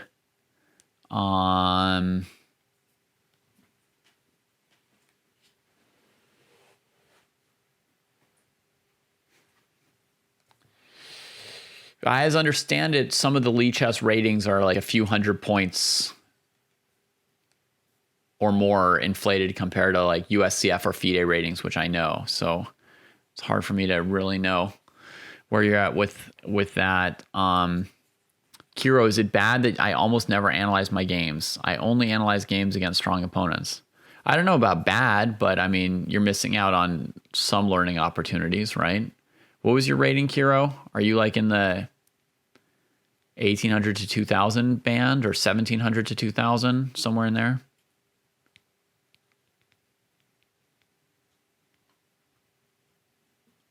You just did your first OTB tournament. Wonderful, Ian. That's a great start. You're playing games, so you're doing what you got to do. And winning the first game was so exciting. Yeah, the whole tournament was probably really exciting, right? Yeah, 1,800. Okay, so an 1,800, if they want to get better, is capable of analyzing their games a little bit. So yeah, you're missing out on some learning opportunity there to some extent.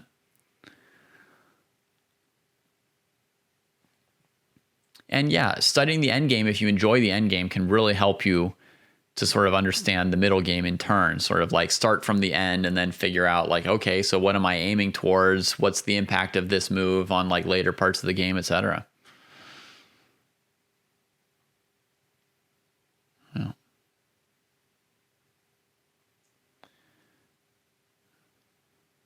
So 2,100 Lee chess. I mean, in that case, this is a good recommendation, Finity. I mean, players at that level, players who are 17 or 1,800 have like distinct strengths and weaknesses and interests by this point. So there's not like one obvious like recommendation for a book for them. You're welcome, Putsy. Have a good time at work. I hope you've got a fulfilling job where you can enjoy your time working.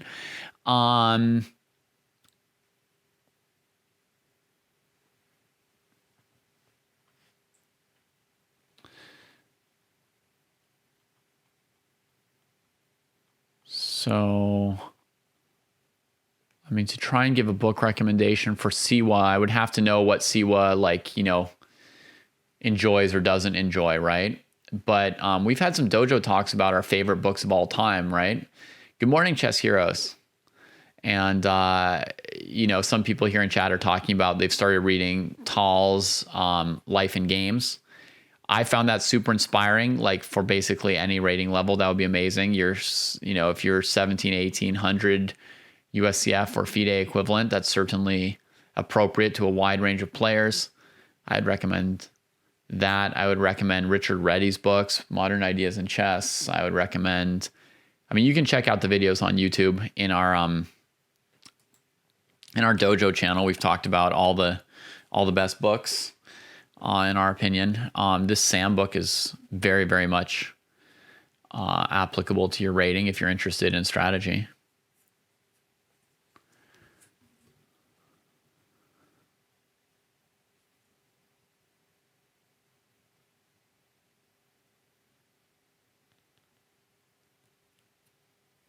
So your dongers, 2100 USCF, don't understand how to study openings. People always say that you should find instructive games played in those openings, but how do you distinguish instructive GM games from the minutiae? I don't know about the minutiae, but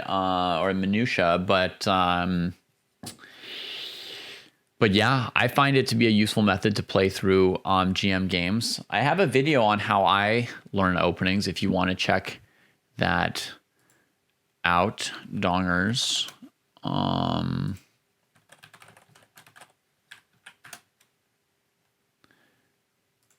It's in the same playlist as some of these other videos I've been offering up. I've got a playlist from my old David Pruess channel called How to Study Chess.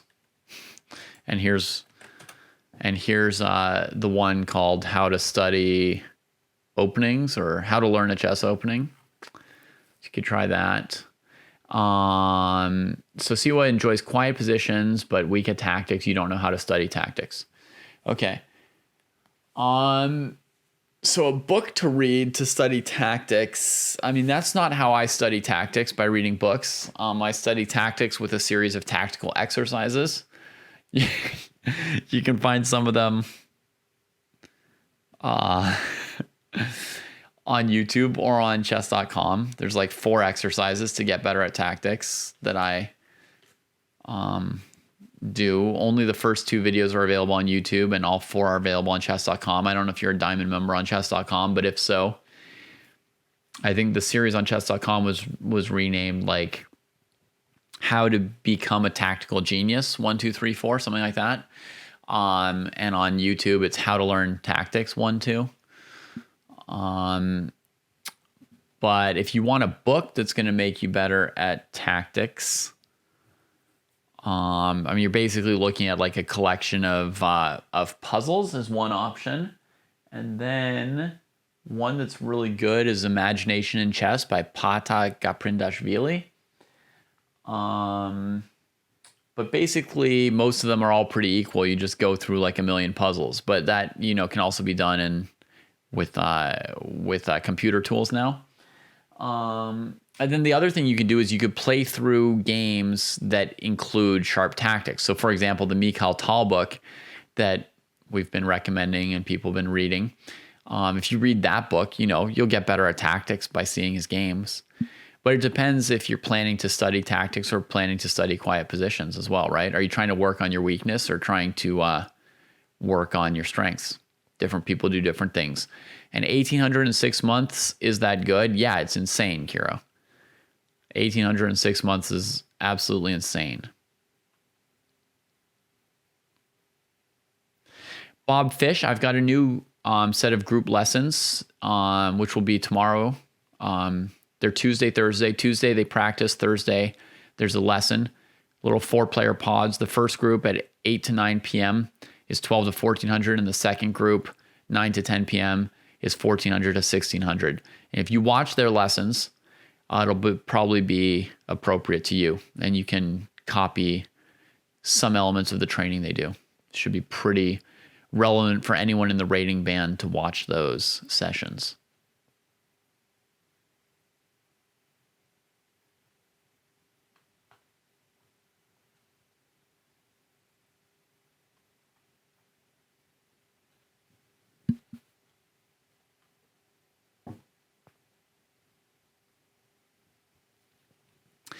Yeah, I mean, as Chess Hero's saying, is you might want to do the easy stuff and focus on your strengths, but Chess Hero's advice would be to just bite the bullet and work on your weaknesses.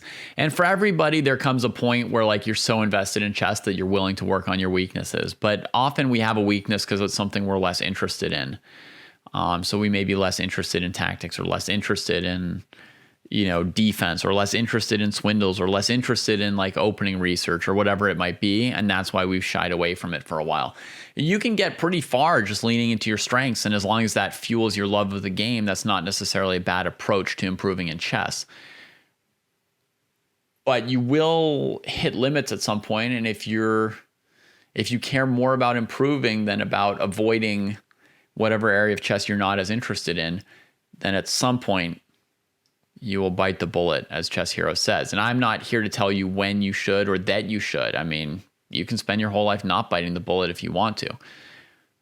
But you know what the trade-off is, right? You're going to get better when you work on your weaknesses. So. Oh, and it looks like there's a raid coming in, and I'm like way behind on the chat. So, Photo Chess, thank you for the raid. And I will go back, people, and keep answering questions. We've kind of, dear raiders, we have kind of done our training for today, and now I'm answering like tons of like follow-up random questions from chat about chess training, basically. But welcome very much, and thank you very much for the raid. You were last seen playing raid. Wow, meta. So let me go back and answer some more of these questions, I guess. All right. Yeah. Enjoy your training stream, Chess Heroes.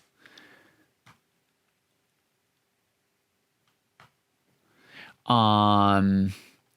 So 1650chess.com, Kiro. Okay. That's more plausible.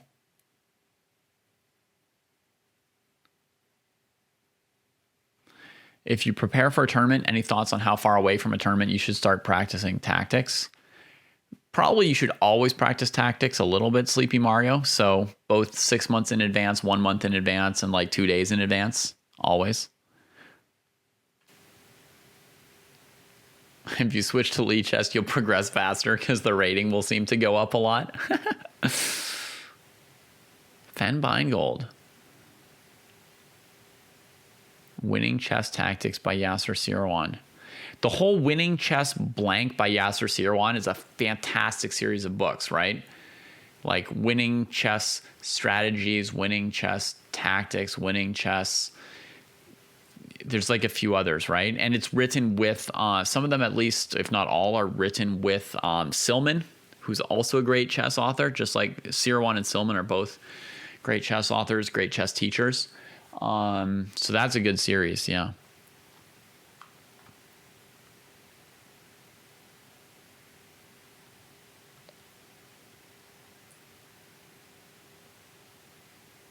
Welcome, Bob Fish. Sorry I'm lagging so far behind it. Are swindles important when learning chess? Maybe. Some people really love swindles and enjoy them. It's certainly a part of chess.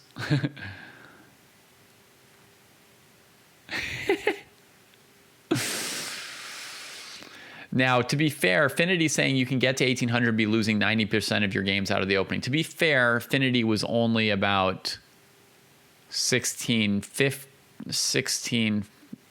to 1650 when losing all the games out of the opening, right? After stopping doing that, you started to gain your rating points.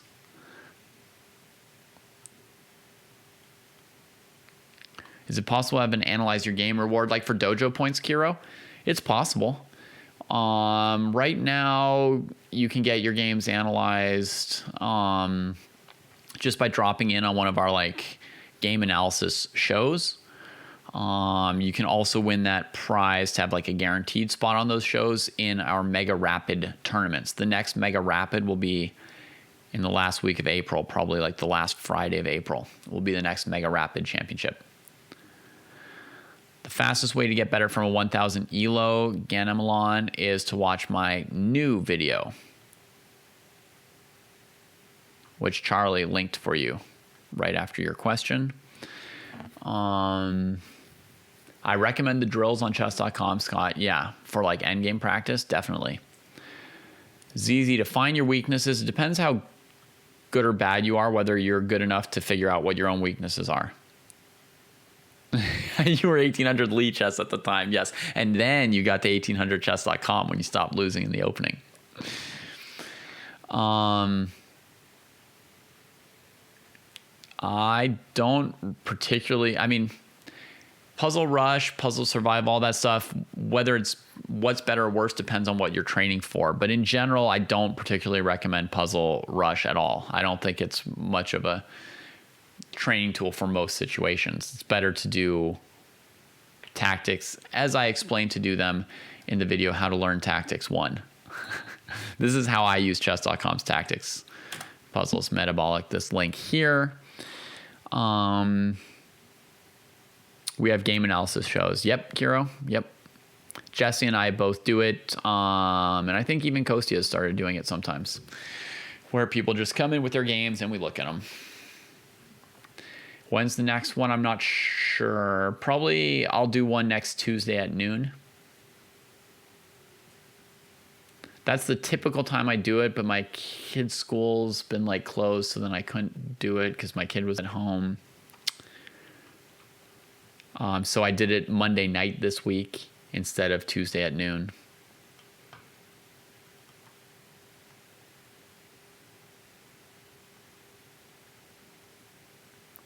$1,600 is the level you should work on your opening. I mean, you should work on your opening when you're interested in working on your opening. There's not like one level where suddenly you have to do it. Are you allowed to share more than one? I mean, you can try, but I'm not going to look at like 6 games in a row of yours while other people sit there without me looking at their games. I look at 1 game per person per show, I would say. Best lessons of a chess coach that helped you gain 200 points and reassess your chess didn't do much for you. Yeah, I've read neither of those books, so I don't know, Rajnik, but I've seen people, praise each of them. Different people praise each of them at different times.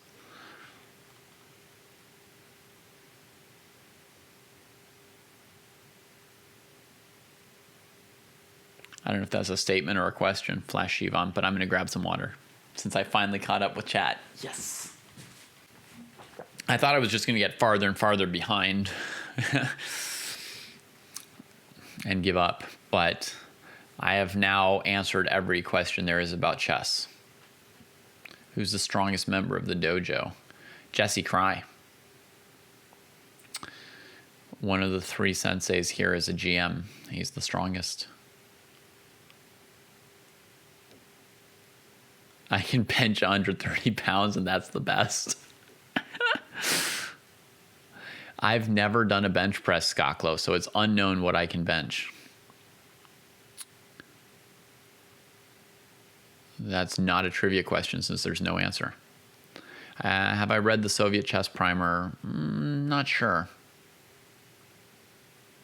Sort of don't remember it. You're welcome, Metabolic.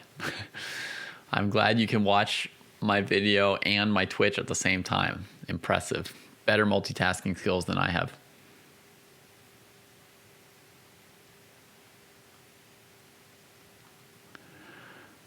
All right. So what do you say we all go to bed? Sleeping and taking care of your body is part of being strong. I could go do a couple stretches, drink some more water. That would be good.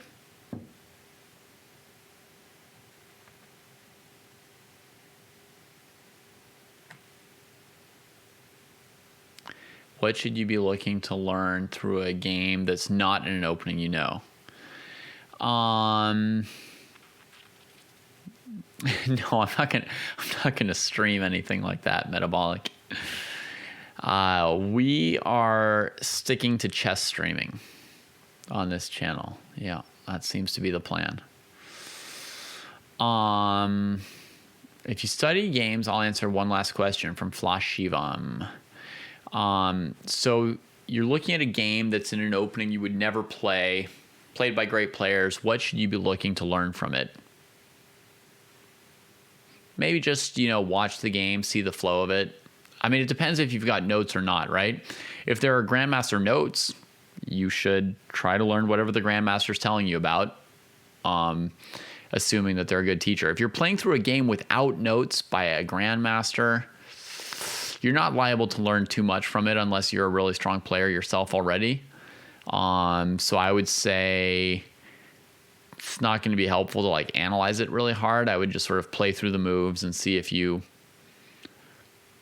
just looking to basically subconsciously by osmosis pick up an idea or two in that case, right?